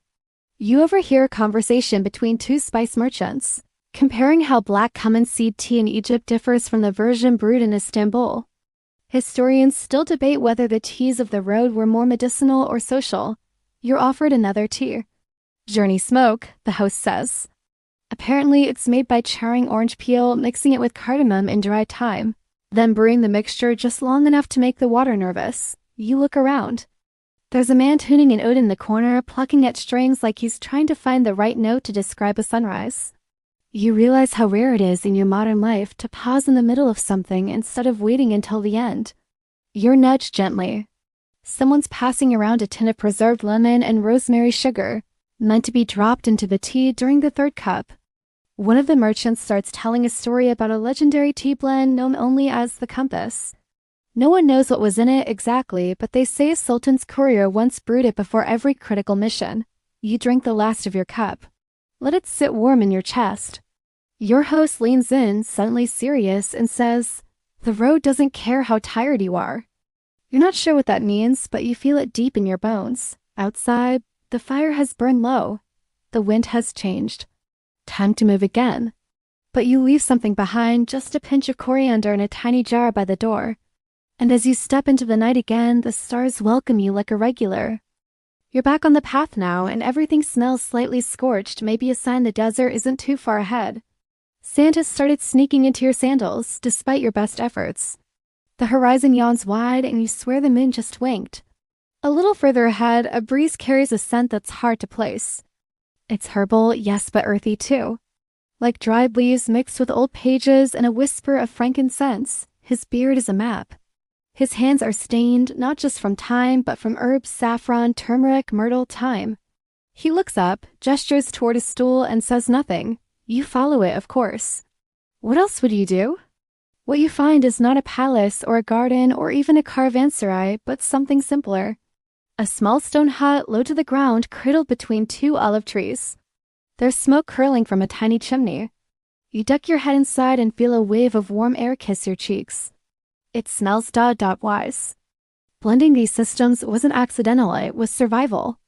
People on the frontier didn't care who first named an herb, only whether it worked. Inside is a man you suspect may be older than the road itself. The bitterness gives way to something resinous. For clarity, he says, you do as told. It tastes like sunlight filtered through smoke. Each labeled in spidery Ottoman script. Dry chamomile from the Aegean, smoked lavender buds from Syria, wild oregano picked under a full moon. There's even a jar labeled night root, which you're not entirely sure is legal, but definitely sounds like it has a Netflix series in development. Your fingers relax around the cup. Your shoulders drop like tired birds. He tosses it into the brazier where it flares for a second before sinking into smoke. This is the herbalist's hut, a forgotten nook on the empire's quieter edges, where those who didn't fit in at the palace or the mosque or the caravan stopped to study, brew, and rest. Your cup is already waiting for you. Pale, steaming, and murky as a memory. Tonight's tea, sage and myrtle sedative.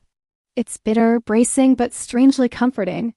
Inside, withered poppy petals, a few dried rose hips, and the unmistakable twist of clove. Some argue they were tolerated, even respected, while others believe they were often dismissed as village mystics or teacup witches. Just a vibration. The sound you make when you're remembering something in your bones. What's certain is that when formal medicine failed, people found their way here. He doesn't brew it, just lets you inhale. It smells like an old lullaby, half remembered. Like hearing a hard truth from someone who really loves you. Or maybe it just didn't want to be found twice. Meaning, you couldn't just gather sage, you had to greet it, explain why you needed it, and never take more than a poundful. The ink is fading, but you can still read a line. Otherwise, it might refuse to work. You sip slowly. Here's your historical fact.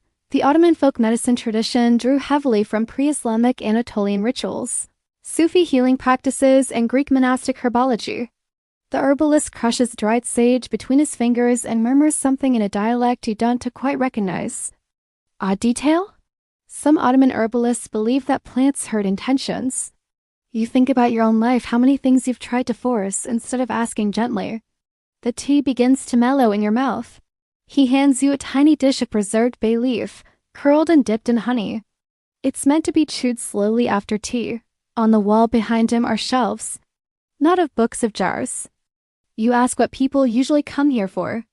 Dreams, he replies, or to forget them. He reaches for a brass tin and lifts the lid with reverence. Historians still debate whether the rural herbalists were part of official Ottoman medicine or operated outside of it. The herbalist begins to hum softly. Not a melody, really. You sip the last of your sage tea, which now tastes faintly of lemon rind and something wild. He points to a tattered scroll on the table. It's a recipe written in a mix of Ottoman Turkish and something older, maybe Phrygian. For spirits that won't sleep, burn myrtle, brew sage, and speak softly. You whisper it aloud, just in case. The herbalist nods. Not like a teacher, but like someone who has just seen you pass a test you didn't know you were taking. Then he says the only other words of the evening. Don't forget to speak kindly to the leaves. You rise to go, reluctant but grateful. Outside, the air has cooled. The wind tastes faintly of ash and mint. You glance back. The hut is gone. Maybe it was never really there. You keep walking. The sage is still in your chest, settling in like an old friend with nowhere else to be. And from this moment on, whenever you brew a cup of anything, mint, lemon, coffee, instant ramen, you'll pause first and say hello. The path narrows now, winding like a secret it's not sure you're ready for. The air gets heavier, not with fear, but with expectation. You can almost hear it breathing beside you. Somewhere ahead, the scent changes again. This time, it's sharp tangy with a clean punch of citrus followed by something darker, like old wood soaked in lemon. Your stomach growls. Your curiosity does a little cartwheel. You round a bend and see a low wall built from black basalt, sun-worn and half-cracked. Beyond it, tucked between what must once have been terraced farmland, stands a sun-bleached building with blue shutters and a wide tiled courtyard. You've stumbled into what was once an imperial orchard outpost, a quiet retreat used by Ottoman gardeners and agricultural overseers. But you're not here for olives or figs. And Gold Bangles hands you a ceramic cup, cracked and stained from years of use. You're here for the lemon tea that healed an empire, or at least tried to. You're ushered into a shaded corner of the courtyard where a woman in a patterned scarf, she smiles, then offers 2 words, lemon K. It's the kind of drink that doesn't ask for permission. Lemons weren't just fruit, they were medicine, disinfectant, perfume, seasoning, and tea. And something you don't recognize that smells like eucalyptus met a peppercorn in an alley and fell in love. The kits were carried by soldiers, messengers, even entertainers traveling through disease-prone areas. The idea was simple: sour equals survival. Some claim the tea reduced inflammation. Others say it just shocked you into being more present. Either way, people swore by it. One 18th century palace document even referred to lemons as the yellow guards of the bloodstream. No, this is something ancient, strange, and just a little mischievous. This tea is made not only with lemon peel and juice, but also preserved lemon rinds soaked in salt for months, mixed with sumac, dried rose petals, and just a flick of pomegranate molasses. You nod like you've earned it. This isn't your average lemon in hot water situation. It tastes electric. Your mouth puckers, then blooms. Suddenly, it's less punishment, more poetry. You feel cleansed. Like your thoughts are flossing themselves. Just a dab added to your tea changes the tone completely. You try it. Collect the fallen lemons, she says, not the ones still on the tree. The tree knows which ones are ready to let go.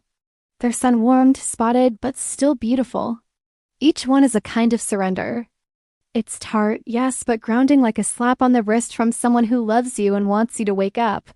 Like something your future self will remember with fondness, but won't quite be able to explain. Here's your historical fact. Ottoman lemon cultivation exploded during the 17th century, especially in coastal regions like Antalya and the Aegean Islands. Just leaves, salt, peel, and thyme. So when a vizier was getting a little too power-hungry, yep, lemon tea, extra sour. Odd detail? Some royal physicians believed that the sourness of lemons cooled the fire in the liver, which they saw as the emotional center of envy, rage, and pride. One laughs and says her grandmother told her to drink lemon tea before bed, so your dreams want to grow mold. You sip again and your teeth almost ache from the sharpness. But you like it. All around the courtyard, herbs are hanging to dry: oregano, wild thyme, purple basil. The roasted peels make the tea smoky, mysterious, and according to her, excellent for thinking about old lovers and unpaid debts. The woman explains that this region used to supply the palace with lemon spirit kits, satchels filled with dried lemon rinds, crushed sumac berries, and tiny phials of vinegar and salt.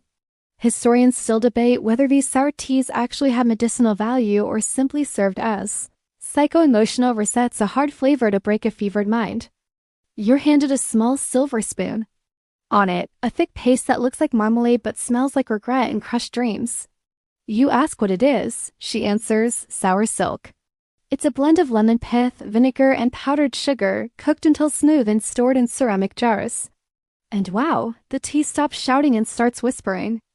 You imagine a sultan in his bath, sipping this tea with a towel over his head, muttering about regional governors and foot fungus.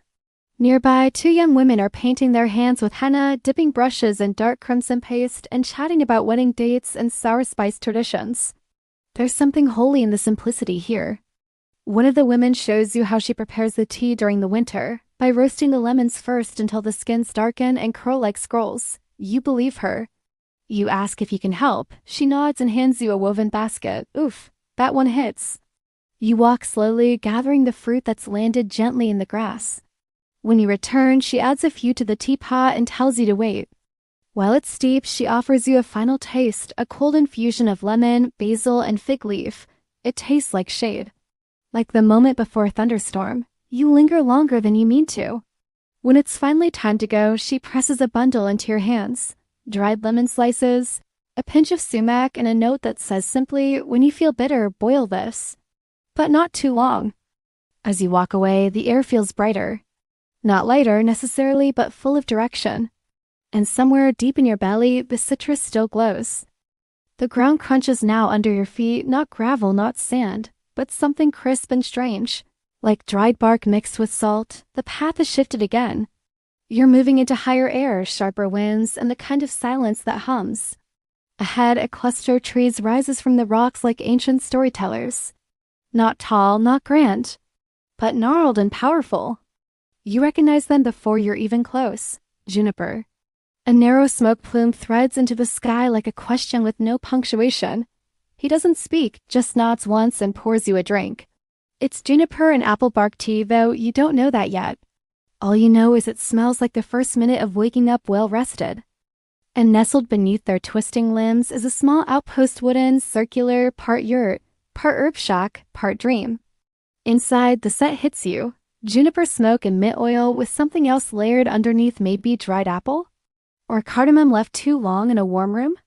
A man in a faded wool vest sits by the fire, tending to a copper pot with practiced ease. For sweetness, he says, finally, but not too much. You were told the bark was once powdered and sent to Istanbul as part of the Sultan's winter tonic reserve. Some journals describe it as a fire we drank. In one corner, an antique tea mold shaped like a crescent moon rests beside an old satchel embroidered with what looks like a lion wrestling a goose. You decide not to ask. Most of it was blended into teas for tired court officials and anxious generals who couldn't sleep without pacing. You sip, and it's confusing in a good way. Sweet but smoky. Sharp but calming. It tastes like biting into a crisp apple in front of a fireplace. This blend comes from the mountain tribes of eastern Anatolia, who taught it to Ottoman herbalists centuries ago. It was used to cleanse wounds, protect against illness, and strangely to keep dreams from wandering too far. Inside, dried red apple slivers, curled and soft, wrapped in mint leaves. Says it keeps the tea from floating off into the sky. To take with you, he says, eat when you forget who you are. He tells you to close your eyes and breathe in slowly. You do, and the effect is immediate. Your thoughts settle, not into silence, but into clarity. It was a survival brew, antiseptic, energizing, and used in rituals that involved fire, wind, and song. Tonight's tea, you learn, is older than the palace kitchens. Here's your historical fact. Juniper was considered sacred in both Ottoman folk healing and older shamanic practices across Central Asia. Odd detail? Some Ottoman mountain villagers believed juniper berries contained echoes of lost conversations, and burning them could replay words whispered long ago. The man walks over to the door and whistles one slow, steady. Somewhere in the hills, something answers. You're not sure if it's a bird or the mountain itself. You wonder what you've accidentally said to a tree. The tea makes your chest feel warm, like you've remembered something just in time. The man reaches into a leather pouch and drops a single apple bark curl into your cup. The apple bark is from heirloom trees, ones that have survived snow, fire, and at least 3 border disputes. Historians still debate whether the Sultan himself ever drank this brew or if he secretly preferred wine, but records do show that during one particularly bitter winter siege, juniper and apple tea was rationed among soldiers as a morale boost. You look around the small circular hut. It's bare but beautiful. Strips of dried bark hang from the beams like ornaments. Outside, the wind starts to rise. The man stands and places a few juniper branches into the fire, creating a fragrant smoke that clings to your sleeves. There's something ancient in this simplicity. You imagine mountaintop ceremonies under stars, people standing in circles, sipping tea and murmuring secrets to the trees. He pulls out a cracked tin and hands it to you. You don't ask what he means. You know, the wind taps at the wooden walls, not threatening, just ... Checking in.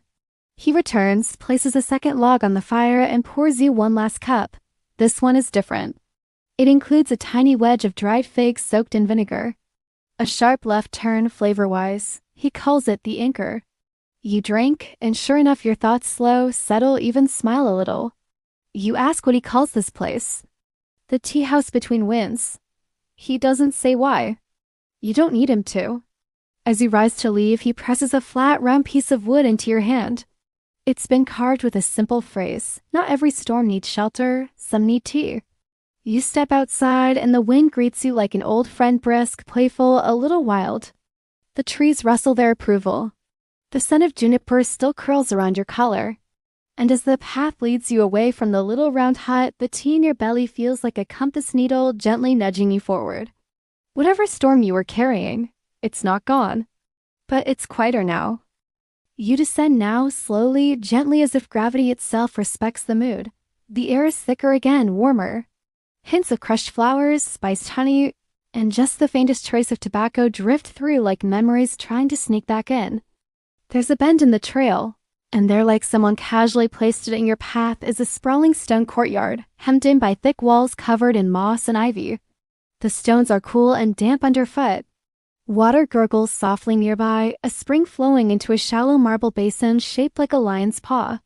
You've entered a dervish garden once, a place for rest, prayer, and tea. And the tea of choice here? Rahatlatik K, the relaxation brew. Tonight, it's a blend so tender, you almost want to apologize before sipping. It's made from linden flowers, chamomile, aniseed, orange blossom, and a drizzle of something called Bal dem Laska thick. Fragrant honey that only exists in a 2-week bloom window near Bursa. The tea smells like lullabies and soft laughter. It tastes like someone pressed a kiss onto your forehead and said, "There's no rush." You're handed the cup by a woman in slate gray robes, her fingers stained with saffron and rose.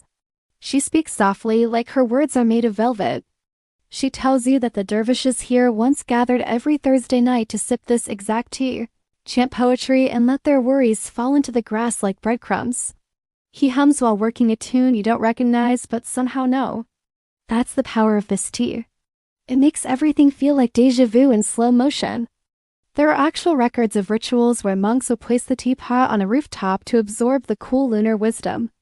And a second cup of the tea, this time infused with dried mulberry leaf and a sprig of sweet marjoram. Did it work? Who knows? But the tea always tasted better afterward. One account from the 1780s describes a fraught border dispute where the delegates, after hours of arguing, were finally served a round of linden and anise tea. An hour later, they were laughing and calling each other brother. Coincidence? Possibly. But you've had this tea. You know better. At the far end, there's a small wooden sign that reads, It was especially popular during the 19th century among poets, scholars, and midwives, people whose minds stayed too busy to sleep. Here's your historical fact. Linden flower tea was prescribed by Ottoman healers for stress, indigestion, and racing blood. Odd detail? Some dervishes believed that chamomile flowers whispered secrets if steeped under moonlight. You lean against the low wall, sipping slowly, feeling each flavor unwrap itself like a letter from someone you once loved, but haven't thought of in years. Nearby, a man is trimming hedges with an antique pair of shears that squeak on every fourth cut. It lists dozens of combinations for evening calms, many including herbs now lost to cultivation. You accept, tuck it in your pocket. It smells like summer that didn't finish packing before leaving. She tells you to place one on your pillow if your dreams get too loud. The woman returns with a small ceramic dish filled with honeyed almonds. You sip and feel your muscles unclench like lazy cats in the sun. Historians still debate whether the Ottoman court used this tea before major negotiations as a subtle way to disarm tensions. She invites you to walk the garden. You pass herbs planted in deliberate rows: melissa, thyme, lemon balm, lavender, each labeled in a beautiful looping script. It's made from steamed chamomile petals, she explains. One drop under your tongue before sleep, she says. Only when you're ready to forgive something. It's lined with straw and flower petals like it's preparing you for something gentler still. Drink slow, think slower. A group of young boys plays a game involving stones, string, and much giggling. One pauses to offer you a dried orange slice. In a shaded alcove, the woman shows you a jar of sleep stones, tiny white pebbles soaked in rose water and lavender oil. You don't even question it anymore. A breeze moves through the garden, rustling the blossoms. Somewhere, a wooden wind chime thunks gently, more rhythm than melody. She sits beside you, places a scroll on the table. It's not ancient, just old enough to crack when unrolled. But her favorite, she says, was always the simplest. 2 pinches linden, 1 dried orange blossom, 3 anise seeds, and patience. Let's steep for 1 quiet heart. You sit in silence for a while, letting that last ingredient steep inside you. She asks if you'd like a parting gift. You nod.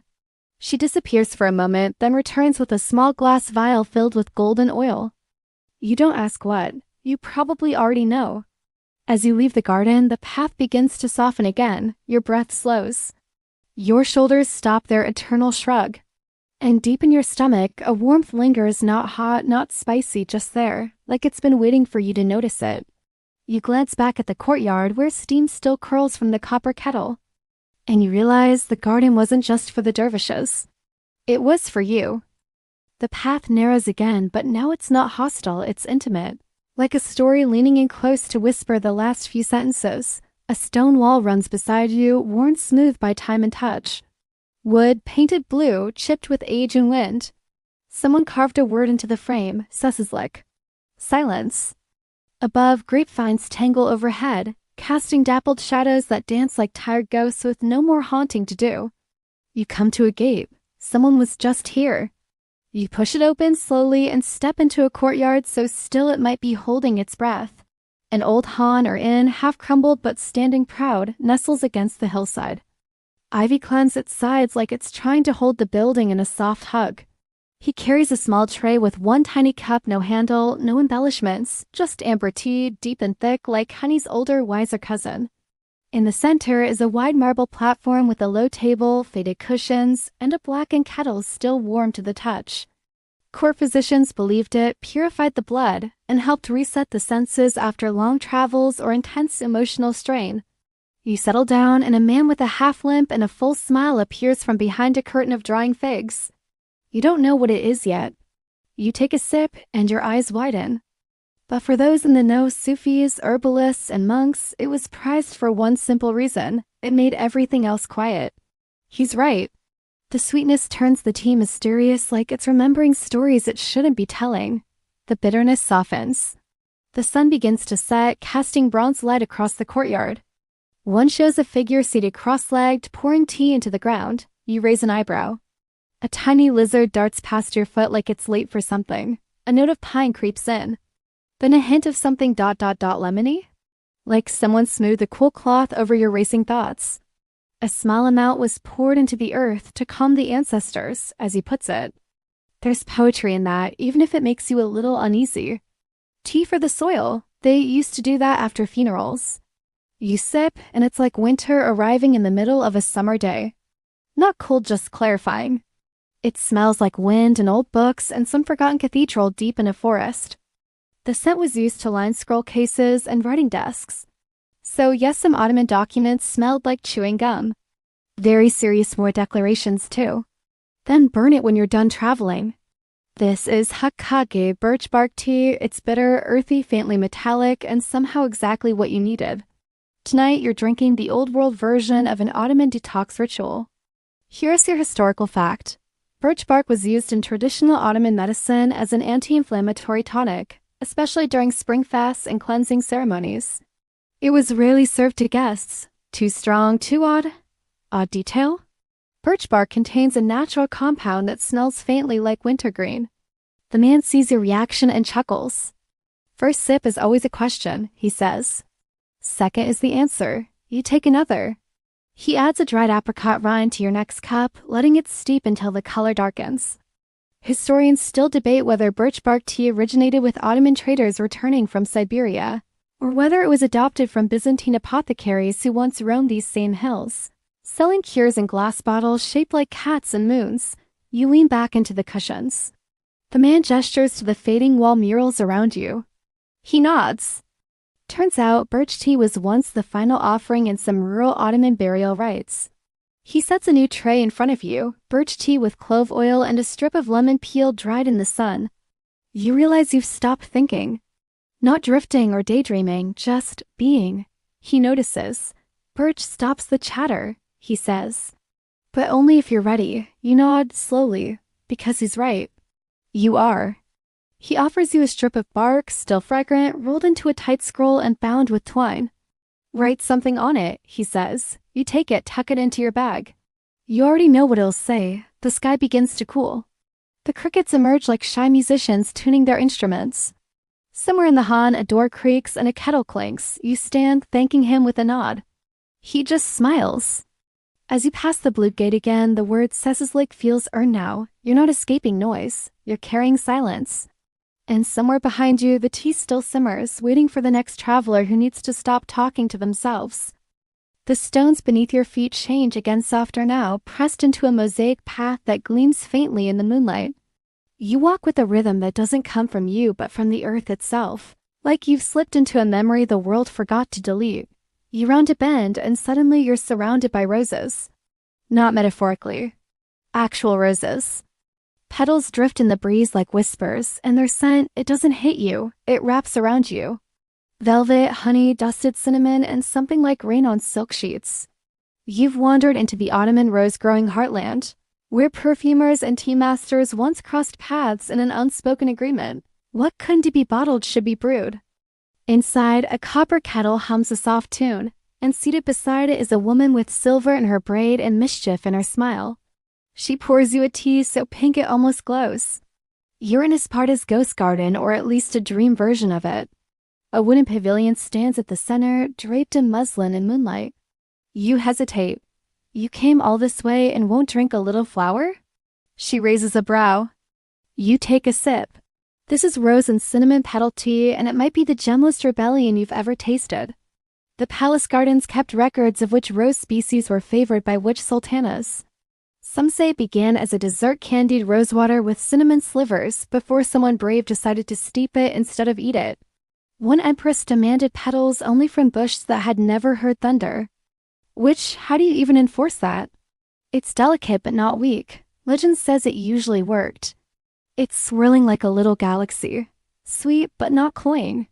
Like someone embroidered a lullaby onto your tongue. Here's your historical fact. Ottoman rose tea was considered both medicinal and romantic, brewed during healing rituals, courtship ceremonies, and even divorce proceedings. Yes, really, it was served at endings as well as beginnings. It's a conversation, not a command. Odd detail? Historians still debate whether this particular blend was ever officially sanctioned by the palace, or if it bloomed quietly among poets and perfumers in the shadows. You sit back and the woman offers a small plate of crystallized rose petals and pomegranate seed paste, rolled into paper-thin scrolls. Inside are dried Damascus rose petals and one cinnamon bark shaving shaped like a fish. This one's for dreaming forward, she says, placing a second cup in front of you, stronger, darker, with a rosebud floating like a ship on a velvet sea.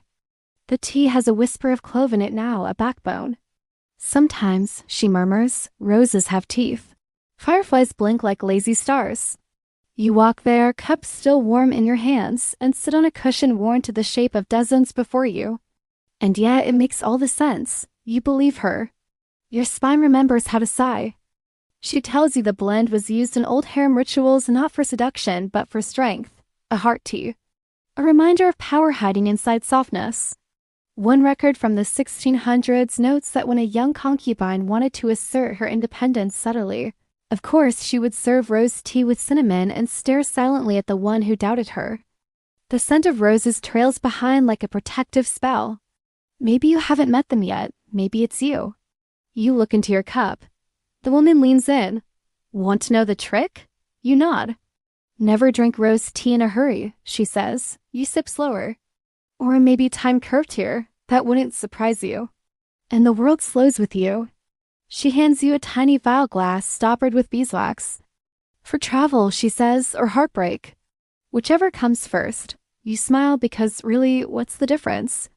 She motions toward the back of the pavilion where a small pond ripples beneath a low stone archway. A carved plaque above the arch reads, "Let no love go unboiled." It doesn't quite make sense. You finish your tea and your fingers feel light. You don't want to leave, but you don't feel stuck either.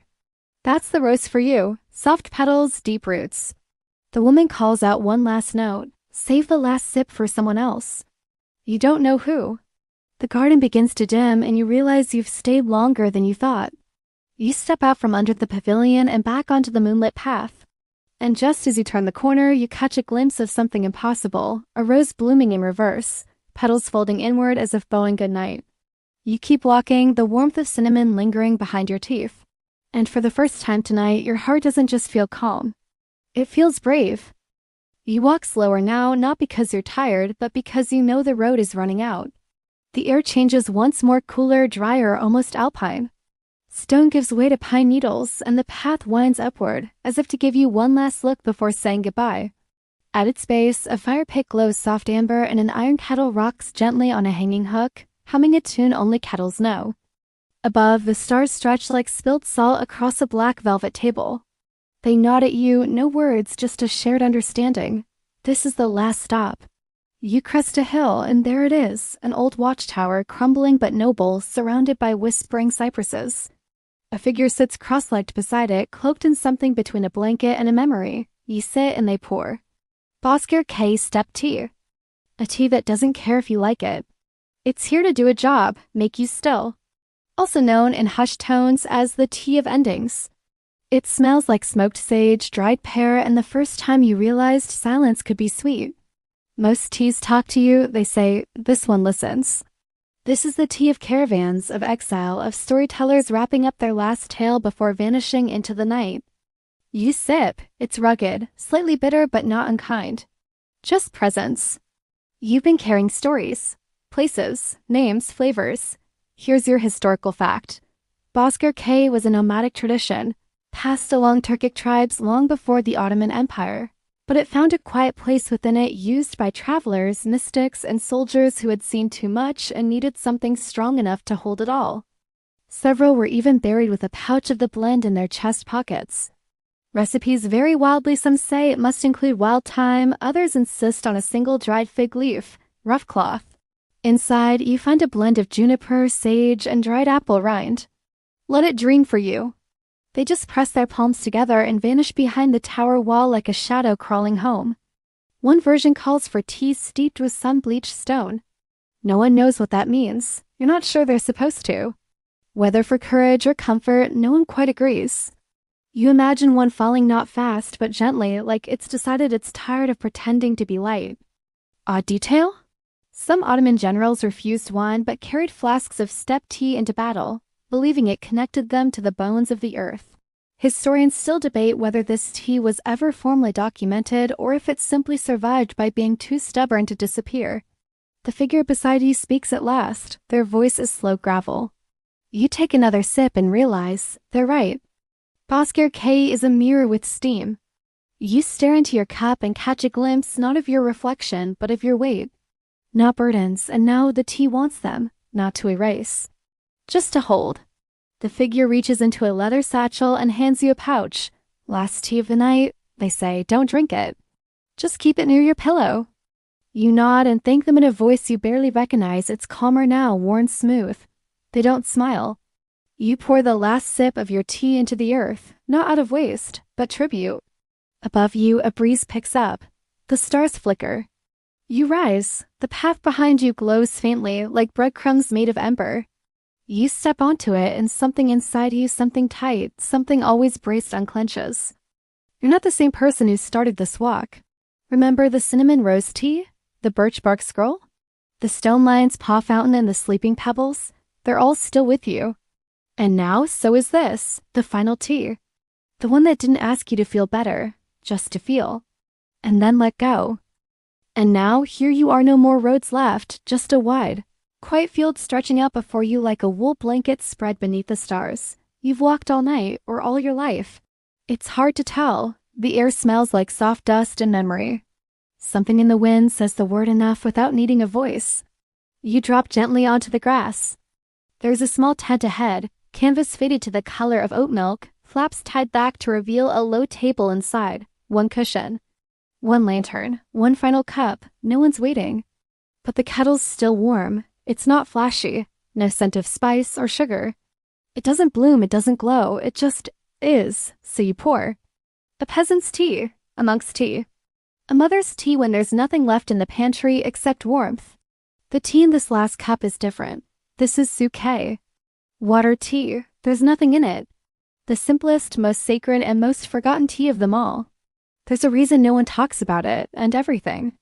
It's hot spring water, steeped with a single olive leaf, sometimes a sliver of dried date wood, sometimes nothing at all. You sip, and that's it. No revelation. No burst of flavor.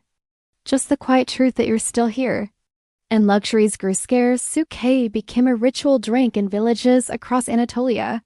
Families would gather in silence, sipping hot water together at night, not for taste, but to hold something warm while they mourned or waited or just survived. Like a book placed on its spine while the rain passes.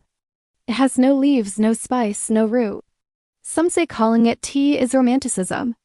Others insist it's the only real tea because it's about the act, not the ingredients. Here's your final historical fact. In the final decades of the Ottoman Empire, when trade faltered, birch bark in the courtyard of silence, rose and cinnamon in the pavilion of soft power, the roaring lion. The woman with the quiet smile. The scrolls and stones and little iron cups. It's barely a flavor, more like an agreement between your hands and your mouth. It was believed to trap dreams for the next child born in the home. Odd detail? Some traditions included dipping the corner of a linen cloth into the tea, then hanging it to dry beside the hearth. Historians still debate whether suke should even count as tea. You sip again. The field stretches on, quiet and endless. A nightbird calls. You realize you're not thinking anymore. You lie back into the grass, and it catches you like it's been practicing. You're resting, not collapsing, not hiding, just resting. The tea cools. You don't rush. You've got time now. You think of all the teas before this. Hibiscus at the harbor. Mulberry in the Garden of Whispers. Each one changed you. And each one is still with you.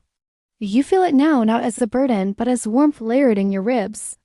You've become a walking archive of quiet rituals, a cup-carrying pilgrim. And maybe that's all anyone's ever been. You tilt back the last of the suke. The olive leaf drifts to the bottom of the cup and stays there like a secret. You set the cup down. And you don't need anything else. Not another story, not another flavor, not even another word. The stars blink slowly. The last sound you hear is your own breath. It sounds like steam escaping. It sounds like home. So that was the journey. 22 cups of Ottoman tea, each one a story. Each one a step deeper into a forgotten world stitched together with flavor, scent, silence, and firelight. We sipped teas made with wine root and cinnamon roses. Teas poured for sultans and commoners, rebels and lovers, dreamers and ghosts. You wandered palace halls and roadside inns, hillside gardens and forgotten pavilions. You carried scrolls, stones, whispers, and steam. You drank tea meant for beginnings and tea brewed for endings. And through it all, you were guided, not rushed, not demanded, just gently invited to slow down and stay. You walked where poets once whispered and merchants once prayed, where old women healed hearts and younger ones guarded secrets in little clay cups. We tasted the pucker of hibiscus, the warmth of roasted barley, the wild bite of mulberry leaf, and the bittersweet hush of birch bark. You met people who never asked your name but knew what you needed just by how you held your cup. And in the end, with the final tea simple waters steeped in memory, you remembered what was always there. It needs more people willing to sit with a warm cup and listen. You, quiet, whole, still. So tonight, whether you're in Istanbul or Indiana, Cape Town or Kyoto, remember this. The world doesn't need more noise. Let the water cool. Let the story settle. And maybe tomorrow brew a little something for someone else.